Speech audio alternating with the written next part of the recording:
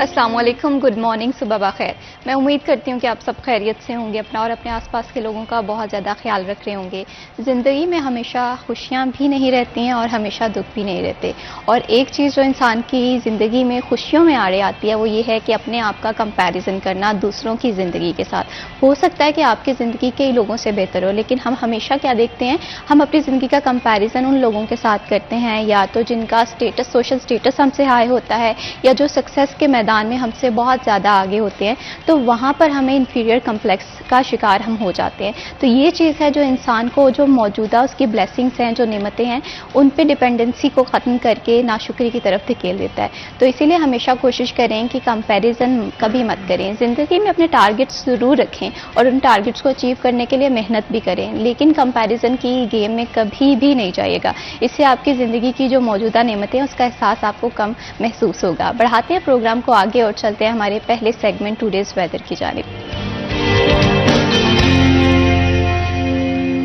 फैसलाबाद का मौसम माह अप्रैल के आगाज़ से ही हम देख रहे थे कि काफ़ी ज़्यादा गर्म हो गया है और खुश्क है, और महकमे मौसमियात की जानिब से आइंदा 24 घंटों में कहीं पर भी बारिश की पेशगोई नहीं की गई। अगर आज के टेम्परेचर के हवाले से बात करें, आज का ज़्यादा से ज़्यादा टेम्परेचर 44 सेंटीग्रेड रहने का इम्कान है और कम से कम टेम्परेचर जो है वो 23 सेंटीग्रेड रहने का इम्कान है। हम ये देख रहे हैं कि हर गुजरते दिन के साथ टेम्परेचर के जो एक डिजिट है इसमें भी इजाफा हो रहा है, और कहीं ना कहीं महकमा मौसमियात का ये कहना है कि आइंदा आने वाले दिनों में हीट स्ट्रोक का भी खदशा है, हीट वेव का भी खदशा है। यहाँ पर एक चीज़ जो एड्रेस करने की बहुत ज़्यादा ज़रूरत है कि अगर हम देख रहे हैं कि गुज़श्ता साल जो है मौसम इतना ज़्यादा गर्म नहीं था अप्रैल के मंथ में, लेकिन कहीं ना कहीं मौसमियाती तब्दीलियाँ जो हैं इसका सबब हैं, और इसकी कहीं ना कहीं रीज़न जो हैं वो हम हैं, हम अपने इन्वायरमेंट को उस तरह से सेफ नहीं रख रहे हैं। तो कोशिश ये करें कि जब भी आप घर से बाहर निकल रहे हैं या कभी भी अपनी गाड़ी ड्राइव करें तो कचरा जो है वो गाड़ी से बाहर ना फेंकें। ऐसे छोटे छोटे से स्टेप हैं जो माहौलियाती आलूदगी को कम कर सकते हैं अगर हम उन्हें फॉलो करें। बढ़ाते हैं प्रोग्राम को आगे और अब कुछ बात करते हैं फैसलाबाद के हवाले से। यहाँ पर सफाई के हवाले से बात हम कर रहे हैं, तो सफाई जो है वो निस्फ़ ईमान है, लेकिन इसमें शहरियों को भी चाहिए कि वो अपने हिस्से का किरदार अदा करें। मज़ीद भी इस पर गुफ्तगू करेंगे, लेकिन इस पर बात करने से पहले मैं हमारे आज के गेस्ट का तारुफ करवा दूँ। स्टूडियो में आज हमें ज्वाइन किया है अब्दुर्रहमान ने, हमारे सीनियर रिपोर्टर हैं। अस्सलाम वालेकुम। वालेकुम सलाम। कैसे हैं अब्दुर्रहमान? अल्लाह का शुक्र, आप सुनाएं। अल्हम्दुलिल्लाह मैं बिल्कुल ठीक हूँ, thank you so much for joining us. Abdurrahman के साथ ज्वाइन किया है अरसलान दुरानी ने, स्पोर्ट्स रिपोर्टर हैं सिटी 41 के। अस्सलाम वालेकुम। जी वालेकुम सलाम। कैसे हैं अरसलान? मैं ठीक ठाक। Thank you so much Arsalan for joining us. और यहाँ पर अभी हम बात कर रहे थे कि सफाई निस्फ़ ईमान है, और इसके साथ साथ अगर मैं फैसलाबाद के हवाले से बात करूँ तो फैसलाबाद में सफाई के बेहतरीन इंतजाम हैं। कभी भी घर से मैं अगर निकलती हूँ तो मैं देखती हूँ कि सुबह ही आते ही सारा गलियाँ साफ़ हुई होती हैं, और इसमें FWMC का किरदार बहुत ज़्यादा अहमियत का हामिल है, जिसकी वजह से फैसलाबाद जो है एक साफ़ सुथरा शहर बन गया। इस पर मैं अब्दुर्रहमान आपका पॉइंट ऑफ व्यू जानना चाहूँगी कि आपके इस हवाले से क्या राय है? Thank you Mahwish. ये बड़ा अहम इशू है कि जहाँ पर फैसलाबाद वेस्ट मैनेजमेंट कंपनी ने जब मामला आउटसोर्स किया, केयर सर्विस कंसोर्शियम की जानिब से लिया गया, तो शुरू में चैलेंजेस थे, ताहम अब उस पर काबू पा लिया गया और शहर में सफाई की सूरत हाल बड़ी बेहतर हो चुकी है। वन टाइम क्लीनिंग के हवाले से अगर बात करें तो फैसलाबाद में अब कोई प्लाट शायद ही कहीं पर बचा हो कि जो इन्होंने कूड़े का रिमूव नहीं किया, क्योंकि जब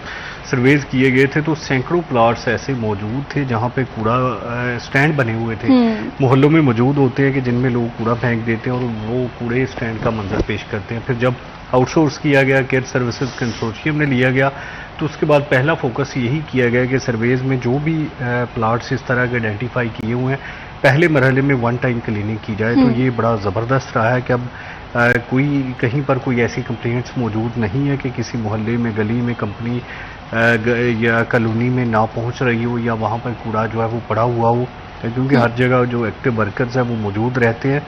FWMC की जानिब से उन पर निगरानी का अमल भी मौसर जारी है, और अभी हालिया पेशरफ्त ये सामने आई है कि यहाँ पर ये तमाम डिजिटलाइज किया जा रहा है। इसको ना सेक्रेटरी लोकल गवर्नमेंट ने मीटिंग की है जिसमें तमाम सॉल्ट वेस्ट कंपनीज के IT के हेड्स ने शिरकत की, जिसका मकसद ये था कि डिजिटल इन्वाइसमेंट निकाली जाए। ठीक है। फिर इसमें देखें जो साइलिन अपनी कंप्लेंट्स का इजरा करेंगे वो सारा का सारा उससे मशरूत होगा। तो ये एक बड़ा आइडियली सिस्टम बनने जा रहा है कि जिसमें डिजिटल पेमेंट्स होंगी, डिजिटल इनवाइस बनेगी, इसमें ब्लॉकचेन बनती है, तो फिर इसमें इसको रिमूव करना भी उस तरह से मुमकिन नहीं रहता और इसका रिकॉर्ड भी बादशाह रखना मुमकिन रहता है। तो इस सिलसिले में ये बहरहाल एक अच्छी चीज़ होने जा रही है कि जब डिजिटल इनवॉइस बनेगी तो फिर उस पर किसी भी किस्म का एतराज़ नहीं बनेगा, तमाम तर डाटा डॉक्यूमेंटेड होगा। और शहर में जो सफाई की सूरत हाल चल रही है, जिसमें शहरियों की शिकायत भी सामने आएंगी, उनको हल करना, तो ये सारा कुछ मिला के जो लोकल गवर्नमेंट की एप्लीकेशन भी इस पर काम कर रही है, तो ये बेहतरीन एक जो है वो वेल रिप्यूटेड सेटअप सामने लाया जा रहा है कि अगर कोई मसला आता है तो आप कंप्लेंट्स करें, डिजिटल इनवॉइस उसकी बनेगी। तो उसके साथ साथ जो सफाई की सूरत हाल है वो दिन ब दिन बेहतर होती जा रही है कि अब यहाँ पर कोई भी, आप आर्जी कूड़ा स्टैंड के हवाले से देख लें कि शहर में जितने भी बने हुए थे उन पर भी कभी कूड़ा नजर, सुबह और शाम वहाँ पे क्लीनिंग हो जाती है। इसके अलावा ये प्रोजेक्ट शुरू किया गया है कि यहाँ पर स्कूलों कॉलेजेस में टीमें जाती हैं तो कम्युनिटी एंगेजमेंट की जा रही है कि जहाँ कहीं प्लाट साफ़ किया जाता है वहाँ पर अहलियान मोहल्ला को, साबिक बलदियाती नुमाइंदगान को या जितने भी इलाका मुअज़्ज़िन हैं उनको साथ शामिल किया जा रहा है। फिर लेक्चर्स दिए जा रहे हैं स्टूडेंट्स को कॉलेजेस में, स्कूलों में। देखिए, रूटीन की तालीम चलती रहती है, लेकिन अगर कोई इस तरह से ख़ास लेक्चर होता है सफाई के हवाले से, किसी भी हवाले से, ट्रैफिक के हवाले से, वो स्टूडेंट्स की मेमोरी पे तादेर रहता है। हमारा सबसे बड़ा मसला ये होता है कि जो रवायती तालीम चल रही होती है उसमें कोई भी किसी भी किस्म की एक्स्ट्रा करिकुलम एक्टिविटीज़ की ना गुंजाइश होती है, ना बाहर से ऐसे लेक्चर डिलीवर होते हैं। तो अगर उनको बताया जाए कि सफाई निसफ़ ईमान है, आपने जो है वो कचरा बास्केट में फेंकना है, ऐसे राह जाते नहीं फेंकना, तो ये देखें इसका बड़ा असर होगा। आपने अक्सर देखा होगा कि जब भी स्टूडेंट्स को फ्री किया जाता है क्लासेस में तो वो जाली नोट फेंकते जाते हैं या कागज़ फेंकते जाते हैं। तो जब उनको बताया जाएगा कि ये इसकी वजह से पोल्यूशन होती है, इसकी वजह से आपका शहर खूबसूरत नहीं लगता, तो उसका यकीनन बहुत सारे स्टूडेंट्स पे असर होगा। तो ये जो कम्युनिटी एंगेजमेंट है ये बड़ी ज़रूरी है। ये जो FWMC और केयर की जानिब से की जा रही है ना, इसके बड़े मुस्बत और देरपा असरात मुरतब होंगे, क्योंकि जो ये चीज़ सुनेंगे फिर खुतबात के ज़रिए जब उलमा को इसमें इन्वॉल्व किया जाता है तो वो भी जब मेंबर पे बैठ के बताते हैं तो फिर वो लोगों के जहन में वो बात आ जाती है कि ये हाँ हमने ऐसे करना है। तो फिर जब लोग एंगेज होंगे, कम्युनिटी एंगेज होगी, तो शहर की सफाई बेहतर बनाना यकीनन मुमकिन होगा। बिल्कुल इसी तरह से FWMC तो अपना किरदार बहुत अच्छे से और बाखूबी सरअंजाम दे रही है। शहर के किसी भी चौराहे पे हमें कूड़ा क्रिकेट नहीं देखने को मिल रहा, और साथ ही साथ कम्युनिटी एंगेजमेंट बहुत ज़्यादा ज़रूरी है। FWMC कम्युनिटी एंगेजमेंट में भी बहुत कलीदी किरदार अदा कर रही है। स्कूल्स एंड कॉलेजेस में लेक्चर दिए जा रहे हैं कि सफाई निस्फ़ ईमान है, और मुझे लगता है कि अगर हम सफाई को बेहतर बनाएंगे तो बहुत सारे जो उसे कहते हैं कि माहौलियाती फैक्टर हैं जो कि हमारे माहौल को मुतासिर कर रहे हैं, उन फैक्टर्स पे भी हम कंट्रोल कर सकते हैं। जैसे हवाई आलूदगी हो गई, फिर हमारी ज़मीनी आलूदगी हो गई। अगर हम ये शाउर जो है ये अपने बच्चों को इनिशियल स्टेज पे ही देना स्टार्ट कर देंगे, क्योंकि मैं ये समझती हूँ कि ये जो इन्वायरमेंट है ये हमारी इमानत है जो हमने आने वाली नस्लों को ट्रांसफ़र करनी है। अगर आज हम इसकी हिफाजत नहीं करते तो हमारी आने वाली नस्लें जो है एक अच्छा माहौल जो है वो नहीं डिज़र्व कर पाएंगी। तो इसमें हमारा बड़ा रोल है माहौल को साफ़ करने में। यहाँ पर इस्लान मैं आपसे जानना चाहती हूँ, हमने फैसलाबाद के हवाले से बात की, लेकिन फैसलाबाद की आवाम स्पोर्ट्स भी देखना चाहती है। लेकिन अगर हम देखें चैंपियंस T20 ट्रॉफी जो हमारा डोमेस्टिक टूर्नामेंट रहा है गुज़श्ता साल, बहुत अच्छा रहा है, लेकिन PSL के हवाले से बात करें तो फैसलाबाद को एक भी मैच नहीं मिला। देखिए, प्लान ज़रूर किया गया था इससे पहले कि फैसलाबाद को भी PSL के मैचेस दिए जाएं। चैंपियंस वनडे कप हुआ सितंबर में, फिर रमज़ान में हमने देखा कि यहाँ पर नेशनल T20 मैचेस हुए जो कि बड़े खुश आइंदे के फाइनल, क्वार्टर फाइनल, सेमीफाइनल यहाँ पर उनका इनेकाद हुआ, बड़ा स्मूथली सब कुछ हुआ। But as per PSL is concern, PSL की जो एक उसका लेवल है वहाँ पे ग्राउंड की जो रियलिटीज है ना वो मीट नहीं करती थी। लाइक जो ग्राउंड में अंदर के उसके हालात देखे ना, दैट आर टोटली डिफरेंट। हमने जब नेशनल T20 कप हो रहा था तो जब बॉलर रनअप ले रहा होता था ना तो उसको स्ट्रगलिंग फेस करना पड़ रही थी। वो क्यों? क्योंकि जो नीचे सरफेस है वो हमवार नहीं है। तो जब सरफेस हमवार नहीं होता तो वहाँ पर इंजरी के चांसेस ज़्यादा होते हैं बॉलर्स के। वो भाग के आना होता है, एकदम से वो रिदम में आ रहे होते हैं, एकदम से नीचे कुछ ऐसा हो। देन अगेन पिचेस जो है वो थोड़ा स्टैंडर्ड बड़ा लो था। फिर स्टेडियम में कुछ सिक्योरिटी कंसर्न्स भी थी, और जो केयर टेकर खसूसी तौर पर वो उस तरह से उसको डील नहीं कर रहा। वो दुकानों के किराए आ रहे हैं, बस उस पर लगे हुए हैं। बट द थिंग इज जहाँ पर काम करने की ज़रूरत है ग्राउंड में, वो उस वक्त नहीं था, जिसकी वजह से PSL के जो मैचेस है वो मुल्तान, लाहौर और रावलपिंडी में शिफ्ट करने पड़े।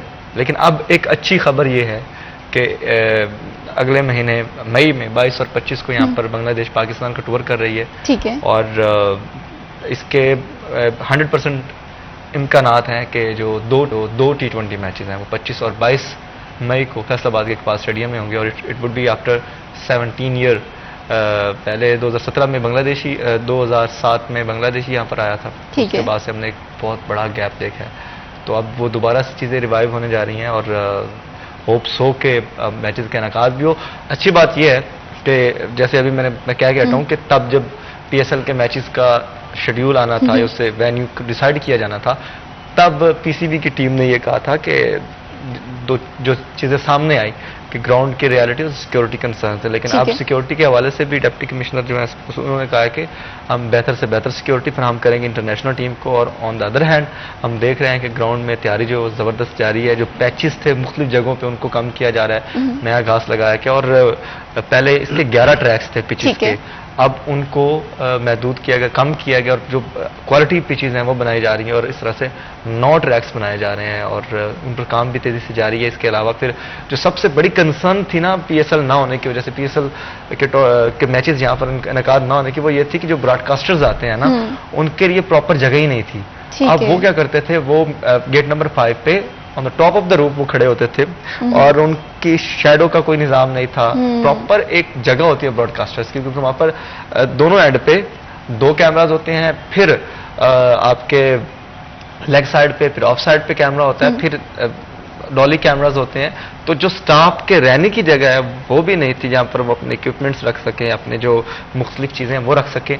तो उसके लिए अब क्या किया गया कि गेट नंबर 5 पे काम किया जा रहा है, वहाँ पे एक पूरा पोर्शन जो है वो अलग कर दिया गया है, क्योंकि वहाँ पर एक तो स्टैंडिंग्स थी, वहाँ पर आके VVIP लोग बैठने की उनकी जगह बनाई गई थी, दूसरा मीडिया गैलरी थी। अब क्या किया गया, मीडिया गैलरी को अलग करके जो ऑफिशियल्स हैं उनके लिए अलग जगह बन रही है और ब्रॉडकास्टर्स के लिए शेड आगे बनाए जा रहे हैं उसी गेट नंबर 5 पे, जहाँ पर वो नीचे अपना सामान वगैरह रख पाएंगे। तकरीबन उनको अच्छा खासा 20 फुट के करीब उनको जगह जो है वो फराहम की जा रही है। और ऊपर बाकायदा तौर पे पहले ये होता था, सॉरी टू से, कि हम लोग डोमेस्टिक के बड़े बड़े टूर्नामेंट्स यहाँ पर करवाए हैं और ब्रॉडकास्टर जो है वो रेंट पर लिए गए तंबू जो होते हैं जिसको हम कहते हैं टेंट, उनके नीचे खड़े होकर कवरेज कर रहे होते थे और जहां पर वो खड़े होते थे वो नीचे फट्टे होते थे, फट्टों पे खड़े होकर। अब अच्छी बात ये है, which is very positive sign that they are doing really well, कि अब उन्होंने वहाँ पर स्टैंड्स बनाए हैं बाकायदा तौर पे और वो आयरन बेड स्टैंड्स हैं और उनकी बाकायदा तौर पे जो पैमाइश है वो करके कि इतनी एरिया में जो ब्रॉडकास्टर्स हैं वो अपने कैमराज जो इंस्टॉल कर सकेंगे, वो 5 नंबर गेट कि रूफ पर बना दिए गए और उसके ऊपर एक शेड बनेगा ताकि धूप से बचाव जो है वो भी मुमकिन हो सके, क्योंकि उससे पहले नहीं था। और मैंने आपको भी बताया कि तंबू लगे होते थे, तंबू में खड़े होकर वो बेचारे कर रहे होते थे, विच इज़ वेरी डिफिकल्ट। तो अब वो उन्होंने नीचे स्टैंड लगा दिया और स्टैंड के ऊपर अब बाकायदा तौर पे उसको तैयार किया जाएगा, फटे नहीं होंगे बल्कि एक अच्छे तरीके से उसको मैनेज करके उनको जगह बना के दी जाएगी ब्रॉडकास्टर्स के लिए। फिर 2 जो नीचे बात कर रहा था, 2 गेट बनाए जा रहे हैं, 5 नंबर गेट पर ही 2 गेट बनाए जा रहे हैं। एक जो है वो ऑफिशियल्स जिनमें अंपायर्स हैं, रेफरीज हैं, कमेंटेटर्स हैं और दीगर जो मैच ऑफिशियल्स हैं वो होंगे। दूसरी साइड पे मीडिया एंड बना दिया गया, मीडिया का अलग से दरवाजा बनाया मीडिया गैलरी जो है वो अलग बना दी गई है और इसी तरह से इकबाल स्टेडियम जो है इंटरनेशनल मैचेस के लिए इम्कान ये जाहिर किया जा रहा है। जो हालिया सीरीज बांग्लादेश और पाकिस्तान की होंगी उसके कुछ मैचेस जो हैं वो फैसलाबाद में भी होंगे। इस पे जिसे कहते हैं एक पॉजिटिविटी का इजहार किया जा रहा है। इस पर मजीद भी डिस्कशन करेंगे, लेकिन अभी वक्त हुआ एक छोटी सी ब्रेक का, कहीं मत जाए, हमारे साथ हैं।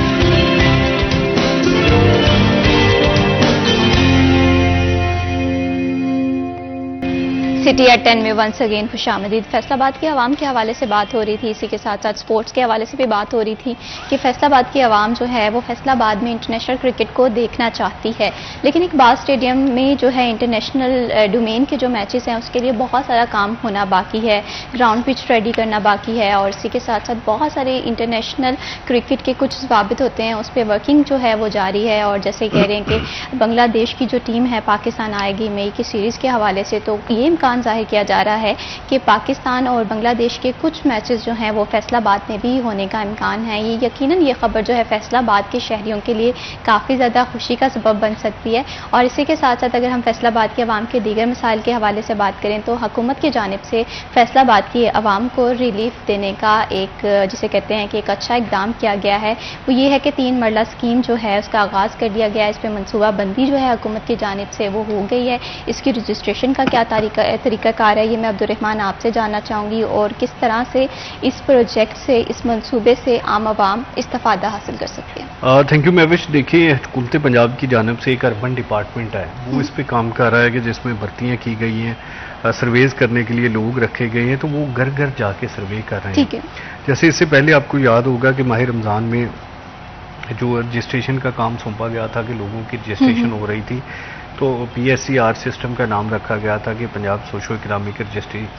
तो अब इसी को मज़ीद अपग्रेड करते हुए कि पहले लोगों का डाटा लिया, उनको पैसे दिए रमज़ान में, तो अब ये घर घर सर्वे किया जा रहा है कि जिसमें लोग कितने अपने घरों में रहते हैं, कितने रेंटेड घरों में रहते हैं, तो ये तमाम डाटा फैसलाबाद का, पूरे पंजाब का इकट्ठा किया जाएगा। इसके लिए टीमें हायर की गई हैं, घरों में जाके ID कार्ड बेफाम देखेंगी, फिर उसके बाद हुकूमत अपने 3 मरला स्कीम का इजरा करेगी कि किस शहर में कितनी ज़रूरत है, फिर उस हिसाब से उनको प्लाट्स दिए जाएंगे। तो इस सिलसिले में मेरा ख्याल है ये मामू कांजन वगैरह में तहसीलों में जगह देखी जा रही है, जो गवर्नमेंट लेवल की जगह है ना, तो इसमें ये डाटा डिसाइड करेगा कि हर शहर में कितने लोगों को मिलते हैं प्लाट्स, कितनी गवर्नमेंट के पास जगह मौजूद है। तो ये प्लाट्स ऑलमोस्ट कुछ फ्री में भी होंगे, फिर इसमें इंस्टॉलमेंट्स भी होगी, तो ये बगैर सूद की इंस्टॉलमेंट होगी। मतलब बेघर लोगों के लिए बहरहाल इसमें अच्छी चीज़ें हैं कि अगर वो जितना किराया देते हैं उतनी उनकी इंस्टॉलमेंट बन सकेगी। ज़्यादा मुस्तहिक लोग हैं उनको उसी हिसाब से ट्रीट किया जाएगा। तो ये शफाफ तरीके से इसकी बाकायदा तौर पर किया जा रहा है, क्योंकि इससे पहले भी PSCR में जो रजिस्ट्रेशन हुई है बड़ा शफाफ तरीका था।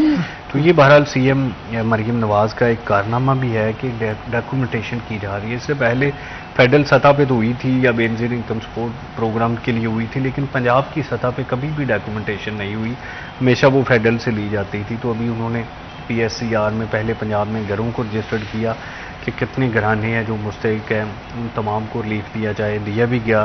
फिर अब उसमें घर घर जाके सर्वे किए जा रहे हैं, तो इसमें लोगों को घर मिल सकेंगे। इसके अलावा जो हुकूमत की स्कीमें होती है मुख्तलिफ, जैसे मैं मिसाल देता हूँ कि ज़कात दी जाती है, ज़कात उशर का जो काम है, स्टूडेंट्स की वेलफेयर का काम है, लैपटॉप्स है या मवेशी वगैरह दिए जाते हैं। तो इस तरह से हुकूमती सतह पे जितनी भी स्कीमें चलेंगी वो इसी डाटा की मदद से दी जाएगी। तो ये डाटा इकट्ठा करने का वाहिद मकसद यही है कि हुकूमत के खाते में चीज़ें मौजूद हों, फिर इसमें किसी भी किस्म की इन्वॉल्वमेंट ना हो। जैसे माजी में PTI दौर में या उससे पहले ये होता था BASP के रजिस्ट्रेशन में कि वो सियासी डेरों पे होती थी, उसमें सारा कुछ कंप्रोमाइज़ हो जाता था कि जो सियासी बंदे हैं वो अपनी मर्ज़ी के लोगों का नाम रजिस्टर्ड करवा रहे हैं, इवन एहसास प्रोग्राम में भी। तो वो सारी चीज़ें जब कंप्रोमाइज़ हो जाती हैं या जो डाटा है उसमें इन्वॉल्वमेंट पॉलिटिकल लोगों की आ जाती है, तो फिर वो उसकी ऑथेंटिसिटी पे सवाल उठते हैं। अभी जो रजिस्ट्रेशन हुई है या मज़ीद होने जा रही है, तो उसमें कोई पॉलिटिकल बंदा इन्वॉल्व नहीं है। आपने देखा होगा कि जो चेक्स वगैरह थे वो UC सेक्रेटरी घरों पे आके देते थे।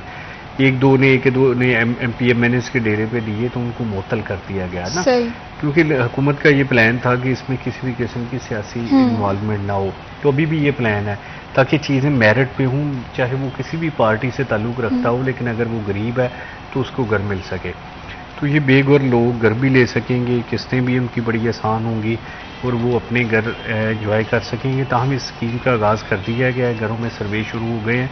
अगले 3 से 4 महीनों में जब डाटा कंपाइल होगा तो फिर उसके बाद ये घरों की अलाटमेंट है वो शुरू हो जाएगी। से यकीनन ये शहरियों के लिए बहुत अच्छा मंसूबा है। वो लोग जो कि अपना घर बनाना चाहते हैं उनके लिए हुकूमत की जानिब से ये 3 मरला जो स्कीम है इसका जो है इजरा कर दिया गया है। इसी के साथ साथ सर्वे होगा, घर घर जाके जो है डाटा कलेक्ट किया जाएगा, जिसके बाद ये डिसाइड किया जाएगा कि किस एरिया में, किस सिटी के जो लोग हैं वहाँ पर ज़्यादा ज़रूरत है वहाँ के घर बनाने की। और इसी के साथ साथ इस इंस्टॉलमेंट के हवाले से भी प्लान दिया जाएगा। और सबसे अच्छी बात यह है कि बगैर किसी इंटरेस्ट के, बगैर किसी सूद के एक आम शहरी भी अपना घर बना सकेगा।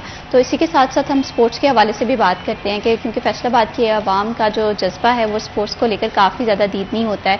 और अरसलान यकीनन जब PSL का मैच फैसलाबाद में नहीं हुआ ना, फैसलाबाद के शहरी काफ़ी ज़्यादा जिसे कहते हैं कि वो नाउमीद हो गए कि यहाँ पर मैच होने चाहिए थे। तो आप क्या समझते हैं, क्योंकि मई में हमारी इंटरनेशनल टीम विजिट कर रही है, तब तक इकबाल स्टेडियम में जो इंतजामात हैं वो पूरे कर दिए जाएंगे? अच्छा सवाल है कि इंतजामात पूरे होंगे नहीं होंगे, क्योंकि हमने देखा ये है कि जब इनको डोमेस्टिक मैचेस के इनेकाद के बारे में बताया जाता है, पहले से बताया जाता है, लेटर आता है तो फिर ये दौड़ना शुरू करते हैं। जो इनकी अपनी तैयारी होती है ना डिस्ट्रिक्ट गवर्नमेंट और खास तौर पे वो जो केयर टेकर इकबाल स्टेडियम, इनकी वो जीरो होती है। लेकिन अब अच्छी बात यह है कि काम जारी है और काफ़ी तेज़ भी है। तो अब देखना होगा कि ये कंप्लीट करते हैं या नहीं करते, लेकिन काम जिस हद तक जारी है, जितना तेज़ जारी है, अब उम्मीद यही लगाई जा सकती है कि जब मैचेस का इनकाद होगा उससे पहले ही ग्राउंड पूरी तरह से तैयार हो जाए। क्योंकि अभी मैं देख रहा था, कल मैं जब विजिट किया है तो ग्रॉस जो है वो बड़ा फिट किस्म का हो गया। अब उसकी सिर्फ तराश होनी, वो एंड पर करते हैं। पहले ये था कि पैचेस बहुत ज़्यादा थे, पैचेस की वजह से ज़्यादा इंजरीज होती है क्योंकि गिरने के चांसेस होते हैं। बॉलर्स को रन अप में फील्डर्स जो हैं वो गिर जाते थे, तो वो पैचेस जो बिल्कुल दूर किए गए हैं और पिचेस बड़े मज़े की बन रही है, बैटिंग पिचेस हैं। तो एक अच्छा हमें टूर्नामेंट देखने को, मोस्ट इंपॉर्टेंटली जो फैसिलिटीज़ इंटरनेशनल स्टैंडर्ड पे पूरी उतरे, जहाँ बाहर की टीम आएगी, जाहिर बात है, तो वो उस माइंड सेट से आती हैं कि हमें अच्छी फैसिलिटीज़ दी जाएंगी। तो ड्रेसिंग रूम्स को बेहतर पहले किया गया था, अब उनको मज़ीद बेहतर किया जा रहा है। एयर कंडीशनर्स का मसला था, वो नए इंस्टॉल किए जा रहे हैं। ऑन द अदर हैंड, जैसे मैंने आपको बताया कि सारा काम जो फोकस जो 5 नंबर गेट पे है वो बहुत इंपॉर्टेंट है, क्योंकि होता ये था पहले कि गेट नंबर 1 पे ही match referees, match officials, commentators, broadcasters और पूरी टीम उधर होती थी। तो वो इतना एक मैशअप किस्म का बन जाता था, जिसकी वजह से जो प्लेयर्स थे वो डिस्टर्ब होते थे, लेकिन वो ब्रॉडकास्टिंग में भी काफ़ी इश्यूज क्रिएट होते थे क्योंकि उनके कम्युनिकेशन में बड़े मसाइल थे। अब एक जो डायरेक्टर है या प्रोड्यूसर, उसको कम्युनिकेट करने के लिए वो कर तो रहा था, लेकिन वो अपनी टीम से इसलिए मुतमईन नहीं था क्योंकि उसकी टीम को फैसिलिटीज़ नहीं थी।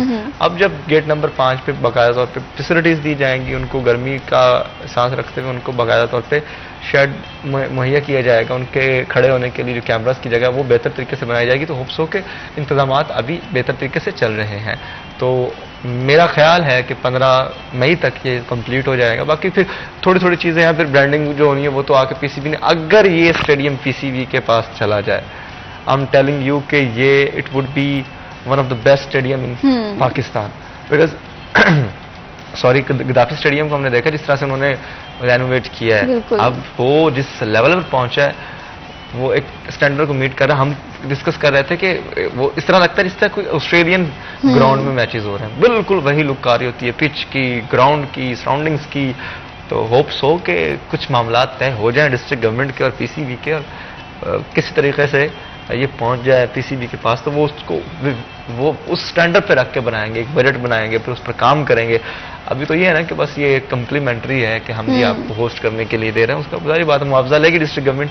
लेकिन अगर पीसीबी को ये चला जाए तो बहुत सारे मसाइल जो हल हो सकते हैं। और ख़ुसूसी तौर पर ये जो इन्होंने एक जरिया बनाया हुआ है ना, जरिया मुआश बनाया हुआ है, और एक बड़ी अमाउंट में हम समझते हैं दुकानें हैं जो कि जारी बात एक्सपेंसिव भी होंगे, but on the other hand sports होती रहनी चाहिए, खेल होते रहने चाहिए। हमने देखा इकबाल स्टेडियम में कबड्डी के मैचेस होते रहे हैं, हमने देखा कि स्कूल्स के फंक्शंस होते रहे हैं, विच इज़ वेरी रॉन्ग कि क्रिकेट स्टेडियम को आप इस तरह की चीज़ों के लिए यूज़ कर रहे हैं। तो अब चूंकि जिस तरह से चैंपियंस वनडे कप हुआ और जो रिस्पांस शहरियों ने दिया, आप यकीन करें कि रमज़ान मुबारक में इन्होंने सारे रात के मैचेस रखे हुए थे, उसके बावजूद शायकीन आए, वो भले कम तादाद में लेकिन आए, उन्होंने मैचेस देखे। यही मैचेस पिंडी में हो या फिर कराची में पीएसएल के मैचेस पे कोई नहीं आ रहा, जो कि बहुत ही अलार्मिंग है। You have the biggest city और उसमें क्या हो रहा है कि कोई आ ही नहीं रहा आपके मैचेस देखने के लिए। इसका मतलब ऑल्टरनेट तलाश करें ना। मुल्तान में लोग आते हैं ना, लाहौर में आते हैं, पिंडी में आते हैं, फैसलाबाद में लाहौर, पिंडी, मुल्तान से ज्यादा आएंगे, ये लिख लें मेरी बात, because they are crazy about cricket और the way they love cricket. यहाँ पर तो एक अलग ही माहौल होता है, लोग इंजॉय बहुत करते हैं। फिर हमने खिलाड़ियों को बोलते हुए देखा है कि वो कहते हैं कि जब हम जाते हैं ग्राउंड में फैसलाबाद में तो हमें बड़ा इंजॉय करते हैं हम, क्योंकि हमें जुगते पड़ रही होती हैं, हम उन जुगतों को भी इंजॉय कर रहे होते हैं साथ साथ। यहाँ पर जब इंटरनेशनल टीम्स आई थी 2005 में, इंग्लैंड ने गालबन टूर किया था, पाकिस्तान का एक टेस्ट मैच था यहाँ पर, तो Kevin Pietersen one of the best England player है, बैटर है, तो उसको भी जुगते पड़ी थी यहाँ पर। वो खुद बता रहा था कि मुझे ये फील हो। तो सारी बात लोग चाहते हैं यहाँ पर आए, और ये वो तारीखी ग्राउंड है जिसपे इतने सारे रिकॉर्ड्स जो है पाकिस्तान ने अपने नाम किए हुए, कुछ बुरे रिकॉर्ड्स भी हैं, कुछ अच्छे भी हैं। तो 17 साल बाद अगर इंटरनेशनल क्रिकेट की वापसी होती है तो देखना होगा कि फैसलाबाद के जो शायकीन क्रिकेट है वो इसको किस तरह से कामयाब करते हैं। करना भी चाहिए, आना चाहिए, लोगों को एंजॉय करें, और ये इतने सालों बाद ये अपॉर्चुनिटी मिल रही है। और अब 2007 से लेके अब तक हमने देखा है कि एक बिल्कुल डोमेस्टिक के जो छोटे टूर्नामेंट्स हैं वो उनके मैचेस भी यहाँ पर एक टाइम पे नहीं हुए। 2015 में यहाँ पर पाकिस्तान कप हुआ जिसको बाद में चैंपियंस कप का नाम दिया गया, फिर 2016 में यहाँ पर कुछ मैचेस हुए, फिर 2019 में यहाँ पर नेशनल T20 के कप के मैचेस हुए। अब उसके बाद अब जाके चैंपियंस वनडे कप 2024 में जाके हुआ। कितने साल का गैप, 3-4 साल का गैप था, और एट द एंड हमने अभी नेशनल T20 कप होकर गुजरा है, विच वॉज वेरी गुड। तो अब हम ये सोच रहे हैं कि अब यहाँ पर सिर्फ बांग्लादेश नहीं, मैं समझता हूँ कि इंग्लैंड भी आया है। बिल्कुल ऐसे ही है, यहाँ पर बांग्लादेश के साथ साथ और भी टीम्स का जो है विजिट होना चाहिए, और इसके लिए जो इकबाल स्टेडियम में इंतजामात हैं वो तो किए जा रहे हैं, लेकिन अब ये देखना है कि क्या ये इंतजामात 15 मई से पहले कंप्लीट हो जाते हैं, ताकि यहाँ पर जो है हम इंटरनेशनल क्रिकेट को बहाल होता हुआ देखें। अभी वक्त तो एक छोटी सी ब्रेक का, कहीं मत जाए, हमारे साथ।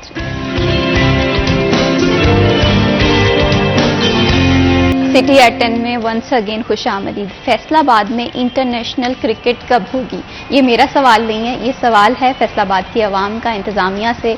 और यहाँ की अगर हम ज़िले इंतजामिया के हवाले से बात करें, उनकी जानिब से भी इकबाल स्टेडियम में खातिर खा इंतजाम तो किए जा रहे हैं ताकि हम जो आइंदा सीरीज़ हैं पाकिस्तान और बांग्लादेश की वो फैसलाबाद में करवा सकें। इसमें बहुत सारे मामला आते हैं जिनमें हमारे सिक्योरिटी इशूज़ हैं, ग्राउंड की सूरत हाल है। इस पर वर्किंग जो है वो हो गई है और कह रहे हैं कि 15 मई तक जो है ये वर्किंग जो है कंप्लीट कर ली जाएगी। और इसी के साथ साथ अगर ये वर्किंग कंप्लीट हो जाती है तो हम ये देख रहे हैं कि बांग्लादेश और पाकिस्तान की जो सीरीज़ हैं यहाँ पर होते हुए दिखाई दे रही हैं। तो यहाँ पर मैं अब्दुर्रहमान आपसे भी जानना चाहूँगी, क्योंकि मेरी तरह आप भी क्रिकेट के बहुत बड़े फ़ैन लगते हैं, तो आप क्या समझते हैं कि फैसलाबाद में इंटरनेशनल क्रिकेट होना कितना ज़रूरी है? मैं विश थैंक यू। जैसे अरसलान ने अभी यहाँ पर बताया कि जैसे रश होता था, चैम्पियंस कप जब चल रहा था तो सरीना में प्लेयर्स ठहरे हुए थे, सरीना भरा हुआ होता था, लोग बाबर आजम, शाहीन अफरीदी इनकी झलक देखने के लिए पागल हुए पड़े थे। और अभी PSL मैचेस उन शहरों में कहीं पर रश नहीं है। फैसलाबाद का मसला ये है कि यहाँ पर जिला इंतजामिया, केयर टेकर, डिप्टी कमिश्नर कोई भी नहीं चाहता कि मैच हो, क्योंकि फिर वो PCB टेक ओवर कर लेता और ये चीज़ इनको पसंद नहीं आती। अभी चैम्पियन कप में भी इन्होंने अपने मसाइल जो है वो इसमें घसीटे। देखिए, ये केयर टेकर को या डिप्टी कमिश्नर को यहाँ पर कराया जा रहे होते हैं, साथ में इनकी जो है वो इजारादारी डैमेज होती है जब PCB आता है। तो इस इजारादारी में देख लें कि इस ग्राउंड में इवेंट हुए, स्कूलों के, कॉलेजेस के टूर्नामेंट्स मुख्तलिफ करवाते रहे। जो दिल करता है स्टेडियम को यूज़ करता है, वाक करते हैं लोग ना इस स्टेडियम में आके, जो केयर टेकर के करीबी लोग हैं। तो ये इस तरह के मकासद के लिए यूज़ होता है। तो जब PCB आएगा, टेक ओवर होगा, तो इनकी कोई सुनेगा नहीं और ये चीज़ इनको बर्दाश्त नहीं हो रही कि फिर कल को इनको कोई किरायाजात का हिसाब मांगेगा, दुकानें किस किराए पर दी गई। अभी फनलैंड का रिसेंटली जो इंसिडेंट हुआ है, तो ये भी बेसिकली इन पे बाई नेम पर्चा होना चाहिए कि इनकी वजह से जो झूले है नाकस मटेरियल यूज़ किया गया है, फिर उसमें कोई मौजूद नहीं था कि जो इसको प्रॉपर हैंडल करता, बच्ची की डेथ हो गई, उसके बाद अभी तक खामोशी है। सिलसिले में कोई मजीद अपडेट नहीं है। ये कोई किसी और मुल्क में, किसी और शहर में हुआ होता, CM की जानब से एक्शन भी लिया गया, कमीशन से रिपोर्ट भी तलब की गई, लेकिन मैं समझता हूँ कि ये तो वो लोग हैं जो जिम्मेदार हैं इसके, जिनसे रिपोर्ट्स ली जा रही हैं। ये कमेटी लाहौर से इनिशिएट होनी चाहिए कि जो जायज़ा लेती कि किसने इनको लाइसेंस दिया, कब से ये काम कर रहे हैं। और देखिए, किसी भी ईदों के मौके पे ये जो लक्की रानी सर्कस वगैरह, इनको झूले नहीं लगाने देते ना, कि इनके पास सर्टिफिकेट नहीं होते। तो जो डिप्टी कमिश्नर की इजाज़त से लगे हुए हैं यहाँ पर झूले इकबाल स्टेडियम में, फनलैंड में या दीगर, तो उन तमाम को जो सर्टिफिकेट इशू करता है उसको भी पकड़ना चाहिए, उसको भी देखना चाहिए, उसको भी नामजद करना चाहिए FIRs में, जो उनकी नेग्लिजेंसी हुई है कि जिसकी वजह से ये इतना बड़ा इंसिडेंट हुआ है। तो ये अभी बात चलें क्रिकेट से शुरू हुई थी, तो इस फनलैंड के इंसिडेंट पे चली गई जो कि रिसेंटली हुआ है। बड़ा अफसोसनाक है। इन तमाम के जुम्मेदारान को जो है वो शिकंजे में आना चाहिए। आप कहना चाह रहे हैं कुछ? रहमान भाई, मैं ये कहना चाह रहा था कि देखें आप कि ये इतना बड़ा इंसिडेंट हुआ है और आपने जैसे बात की कि सर्टिफिकेट कौन देता है, और सबसे जो ज़्यादा लर्जा खेज बात है वो ये है कि जिनके खिलाफ मुकदमा दर्ज हुआ है उनमें ऑपरेटर, मैनेजर और ठेकेदार शामिल है। हालांकि जो लाइसेंस देने वाले थे, वो जो केयर टेकर है, वो ज़्यादा उनको नामजद किया जाना था, जिनकी जिम्मेदारी बनती है, जिन्होंने देखना था। अब वो बच्ची जिसकी सिर्फ 14 साल उम्र थी, 12 से 14 साल, और इतनी बेदर्दी से 1.5 मिनट तक वो लटकती रही है साथ, और इनकी आप हट दर्मी देखिए कि वहां पर 3 ऑपरेटर मौजूद थे, जिन्होंने सिर्फ क्या किया, टिकटें पकड़ी हैं, फाड़ी हैं, साइड पे रखी हैं, बैठ गए। जैसे ही झूला चलना शुरू हुआ है, पेंडुलम में उसको डिस्कवरी झूला कहते हैं, वो वहां से गायब हो गए। वो चिल्लाती रही है बेचारी, 1.5 मिनट तक वो लटकती रही है। एक दफा ऊपर गया, फिर नीचे आई है, फिर ऊपर गया, फिर नीचे आई, फिर उसकी टांगें बजी है नीचे जाकर, जिसकी तो टांगें टूटी हैं पहले, फिर ऊपर से ऊपर गया और वहां पर उसकी हिम्मत जवाब देगी और उसके हाथ छूट, जिसकी वजह से उसकी नीचे गिरी और नीचे उसके हेड इंजरी की वजह से उसकी डेथ हुई हॉस्पिटल जाके। तो आप ये देखिए, इतना 1.5 मिनट में जब वो नीचे से गुजर रहा होता, वहां पर उसको रोका जा सकता था, वहां पर ऑपरेटर को मौजूद होना जरूरी था। लेकिन सितम जरीफी चेक करें कि वहां पर 3 के 3 ऑपरेटर तीनों मौजूद नहीं थे। इतनी मिसमैनेजमेंट, और आपने लोगों की जिंदगियों को किसके रहमो करम पर छोड़ा हुआ है कि इतनी अनऑफिशियल। और ये जो स्किल्ड लोग होते हैं, ये जो ऑपरेटर वगैरह होते हैं, ये सिर्फ स्किल्ड नहीं होने चाहिए, बल्कि मैं ये समझता हूँ कि इनको प्रॉपर ट्रेनिंग होनी चाहिए कि अगर इस तरह की सूरत हाल हो तो आप लाइफ को कैसे बचा सकते हैं। लाइफ सेवर हो, ना कि ये हो कि ये वहां से भाग जाए। अब हुआ कि जैसे वो गिरी वो भाग गए वहां से, और तो बाद में पकड़े गए हैं। बट आप यहाँ से अंदाजा लगाए कि वो कितने अनप्रोफेशनल, नॉन प्रोफेशनल किस्म के लोग थे, और कितने उनमें कुछ उनको पता ही नहीं था कि वो इतनी पैनिक सिचुएशन में खुद भाग गए कि हम तो निकले, हम अपनी जान बचाएं। और वो बेचारी चिल्लाती रही 1.5 मिनट तक। हालांकि 15 सेकंड के सीक्वेंस से जब वो नीचे से गुजरता है, 5-7 सेकंड वो उसके नीचे से इतना मार्जिन होता है कि वहां पर एक बंदा भाग के भी किसी को पकड़ सकता है, बट कोई करीब नहीं आया। वो लड़का जो उसके साथ बैठा था वो बता रहा था, बच्चा था वो भी गालिबन कोई 12-13 साल का, वो बता रहा था कि हम लोग चिल्लाते रहे कि भाई इधर आओ इधर आओ, किसी ने नहीं सुना। वहां से वो रफू चक्कर हो गए, जिसकी वजह से उस बच्ची की डेथ हुई। ये कोई छोटा वाकया नहीं है, बहुत बड़ा वाकया है, मर्डर है, बिल्कुल ऐसे मर्डर एक्चुअली। और वहां पर कोई वो एक बच्ची नहीं बैठी हुई थी, वहां पर और भी लोग हैं, वो बता रहे थे कि हमने सेफ्टी बेल्ट जो थे वो खुद लगाए। इवन इंस्ट्रक्टर का काम होता है, जो ट्रेनर वहां पर मौजूद होता है, कि हर तरह से सेफ्टी मेजरमेंट को पहले देखे, बाद में उसको ऑन करे, उसको चलाए। लेकिन वो उसको बस ठीक है, टिकटें पकड़ी, पैसे पूरे हुए हैं, दैट इज इट, चला दो इसको। किसी ने नहीं देखा कि ये खूनी खेल साबित हो सकता है। और वो बच्ची जिसकी अभी जिंदगी शुरू होना थी, उसकी जिंदगी वहीं पर आकर रुकी। और इतने ये पहला वाकया नहीं, इससे पहले भी वाकयात होते रहे, गिरे हैं लोग, जख्मी हुए हैं, लेकिन किसी ने उस पर कोई नोटिस नहीं दिया। अब ये एक इतनी कीमती जान गई, अब नोटिस लेने की जरूरत है। अब देखना होगा कि किन लोगों को ये ठेके दिए गए, कौन लोग हैं वो जिनको ठेके दिए गए, और वो जो मशीनरी यूज हो रही है वो कैसी है। ये सिर्फ एक जुला नहीं जो कि इस तरह का, बाकी भी हालत चेक की जाए, उनका अगर फिटनेस सर्टिफिकेट देखा जाए, वो कुछ ऐसे ही होगा कि इतने नाकिस बैठने के उनको सही तरह से जकड़ा भी जाए वो फिर भी खुल जाते हैं, वो लूज बेल्ट्स होते हैं। आप यकीन करें कि वो अपने पेट के बल लटकी रही है एक टाइम पे, बिल्कुल ऐसे ही है, क्योंकि बेल्ट तो खुल गया था, वो जो सामने सपोर्ट थी वो उस पर लटकी रही है। फिर उसने हाथों से पकड़ा, जब हिम्मत खत्म हुई वो गिर गई। तो इतना टाइम गुजरा, इतना कुछ हो गया, लेकिन खामोशी है, कोई देखने वाला नहीं है। इंक्वायरियां लगेंगी बाद में, वही सब कुछ फिट वही दोबारा खुल जाएगा, 3 दिन के लिए सील करेंगे, 4 दिन के लिए फिर खोल जाएगा। लेकिन वो जो एक जिंदगी गई उसका जिम्मेदार कौन है? आप ये देखें, वहां पर वो एक बच्ची नहीं थी, वहां कितने लोग थे, बड़े बड़े लोग भी जाते हैं, एजेड भी जाते हैं, उनमें यंग लोग भी जाते हैं, तो सबकी जिंदगियां दांव पर लगी हुई। ये तो एक वाकया पेश आ गया, हमें पता चल गया कि यहाँ पर इतना बड़ा एक फ्लॉ है, लेकिन आप यहाँ पर अंदाजा लगाएं कि इससे कितना नुकसान हो सकता है, कितने लोगों की जानें जो वो जा सकती हैं।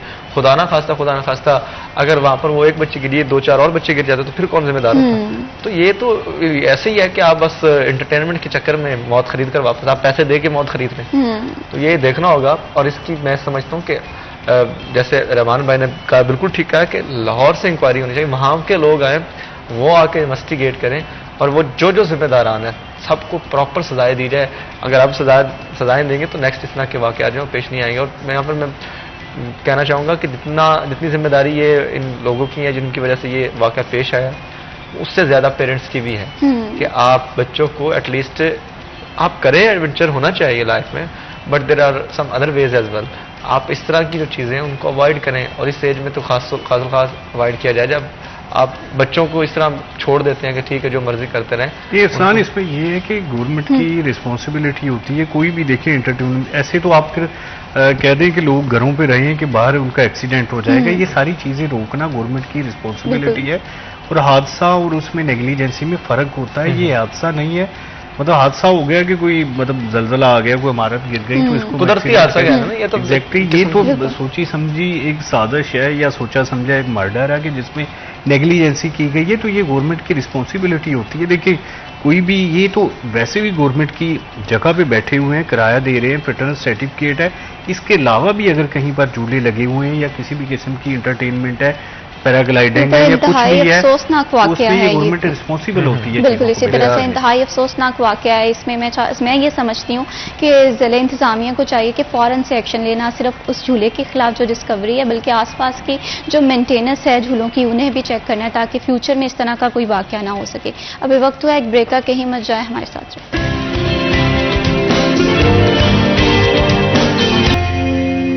सिटी एट 10 में वंस अगेन खुशामदीद। बात हो रही है फैसलाबाद के स्पोर्ट्स ग्राउंड के हवाले से कि किस तरह से यहाँ के जो ग्राउंड्स हैं वो वीरान हैं और किस तरह से जो इंतज़ामिया उसकी अदम तवज्जो की वजह से यहाँ की जो स्पोर्ट्स है उसे निगलेक्ट किया जा रहा है। अगर यहाँ पर हम प्लेयर्स के मिसाइल के हवाले से बात करें, ग्राउंड्स के मिसाइल के हवाले से बात करें, वो हमारा क्रिकेट का ग्राउंड हो या हमारा हॉकी स्टेडियम हो, बहुत सारे मसाइल हैं, बहुत सारे ऐसे इशूज़ हैं जिन पर काम होना बहुत बाकी है। और सिर्फ ये है कि अगर हम फैसलाबाद की आवाम के हवाले से बात करें या फैसलाबाद की आवाम की बदकिस्मती के हवाले से बात करें तो ये एक ऐसी आवाम है, एक ऐसी कौम है जो चाहती है यहाँ पर तफरीह के मौके हों, लेकिन यहाँ पर उन्हें बेहतर सहूलियात नहीं मिल रही। अगर तफरीह गाहों के हवाले से बात करें तो जो मौजूदा तफरीह गाहें हैं वहाँ भी इंतजाम खातिर ख्वाह नहीं है। स्पोर्ट्स कम्प्लेक्सेस के हवाले से बात करें तो उस तरह से अरेंजमेंट्स नहीं हैं। और सिर्फ क्या ज़रूरत है कि हुकूमत को चाहिए कि वो फैसलाबाद के जो ग्राउंड्स हैं यहाँ पर तवज्जो दे ताकि ना सिर्फ यहाँ पर इंटरनेशनल क्रिकेट लौट आए बल्कि जो यहाँ के लोग हैं, यहाँ पर बहुत ज़्यादा टैलेंट है, वो क्रिकेट के हवाले से हो, वो हॉकी के हवाले से हो, कोई भी स्पोर्ट्स हो, तो फैसलाबाद की आवाम में भरपूर टैलेंट है। लेकिन उस टैलेंट की कदर और उसकी पहचान तभी होगी जब यहाँ के जो हैं ग्राउंड्स हैं वो वीरान नहीं होंगे और यहाँ पर जो है बेहतरी आएगी। यहाँ पर मैं रहमान भाई आपसे ही दोबारा से गुफ्तगू का आगाज़ करूँगी कि जिस तरह से हम देख रहे हैं, हमने स्पोर्ट्स के हवाले से बात की और इस पे पहले ब्रेक पे जाने से पहले हम बात कर रहे थे कि किस तरह से जो ये हादसा हुआ है, लेकिन अब हम बात करते हैं स्पोर्ट्स के हवाले से। तो आप क्या समझते हैं कि जो मौजूदा फैसलाबाद में स्पोर्ट्स हैं, ना सिर्फ इकबाल स्टेडियम बल्कि ओवरऑल मैं बात कर रही हूँ, ग्राउंड्स पे उस तरह से तवज्जो नहीं दी जा रही हुकूमत की, तो इससे जो पाकिस्तान की या फैसलाबाद की स्पोर्ट्स है वो किस हद तक मुतासर हो रही है? Thank you Mahwish. देखिए, पाकिस्तान में सिस्टम बदकिस्मती से कुछ ऐसा बना हुआ है कि जिसमें कोई बहुत ज़्यादा टैलेंटेड हो या हार्ड वर्किंग हो तो वो फिर अपनी मेहनत से ही आगे जाएगा। यहाँ पे हमारा सिस्टम सपोर्टिव नहीं है। किसी भी गेम का, क्रिकेट सबसे ज़्यादा खेली जाती है तो फैसलाबाद में कोई प्रॉपर ग्राउंड नहीं है सरकारी सतह पे कि जहाँ पे क्रिकेट खेली जाए। ये बोरा वाली ग्राउंड मेरा ख्याल है इधर भी फीस लगी हुई है, फीस है। तो इकबाल स्टेडियम वैसे अलाउ नहीं है, वो केयर टेकर के करीबी लोग ही वहाँ से खेल सकते हैं, पब्लिक के लिए अलाउ नहीं है।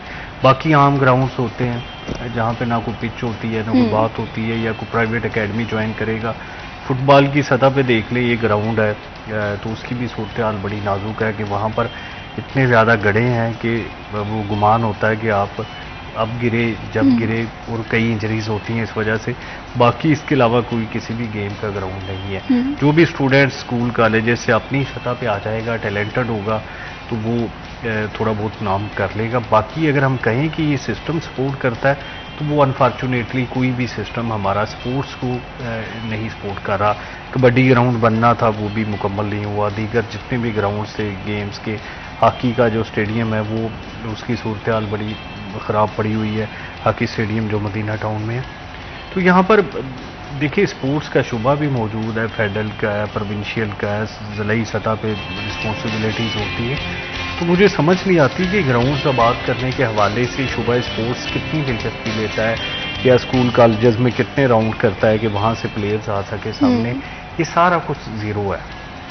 डिस्ट्रिक्ट स्पोर्ट्स ऑफिसर हों या डिविजनल स्पोर्ट्स ऑफिसर हों, उनकी कारदगी जो है वो 0+0=0 है।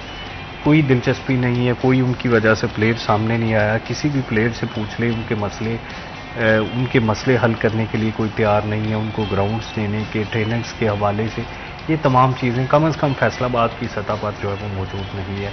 कोई भी ग्राउंड होगा वहाँ पर आप देख लें कि जाके कि पैचेस हैं या वहाँ पे जो इश्यूज़ हैं या ट्रेनिंग का मसला है या उन बंदों को अगर वो अच्छे टैलेंटेड है तो किस तरह से उनको ग्रूम करना है, ऐसी कोई भी पॉलिसी यहाँ पे मौजूद नहीं है डिस्ट्रिक्ट लेवल पे ना।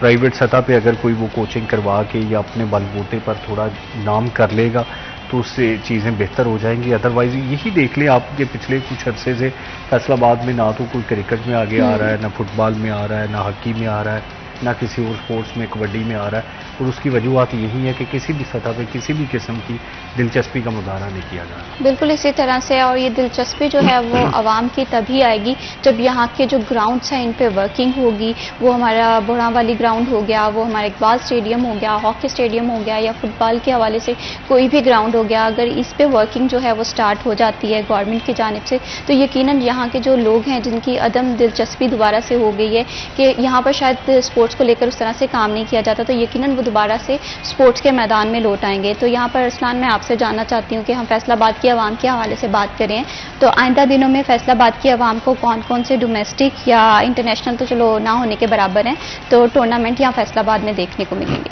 देखिए, अभी मैं बता के हटाऊँ कि एक बांग्लादेश सीरीज़ है जिस पर सबकी नज़रें जुड़ी हुई हैं और होप्स हो कि वो उसका इनकाद हो बड़ा कामयाब रहे, एक तो ये हो गया।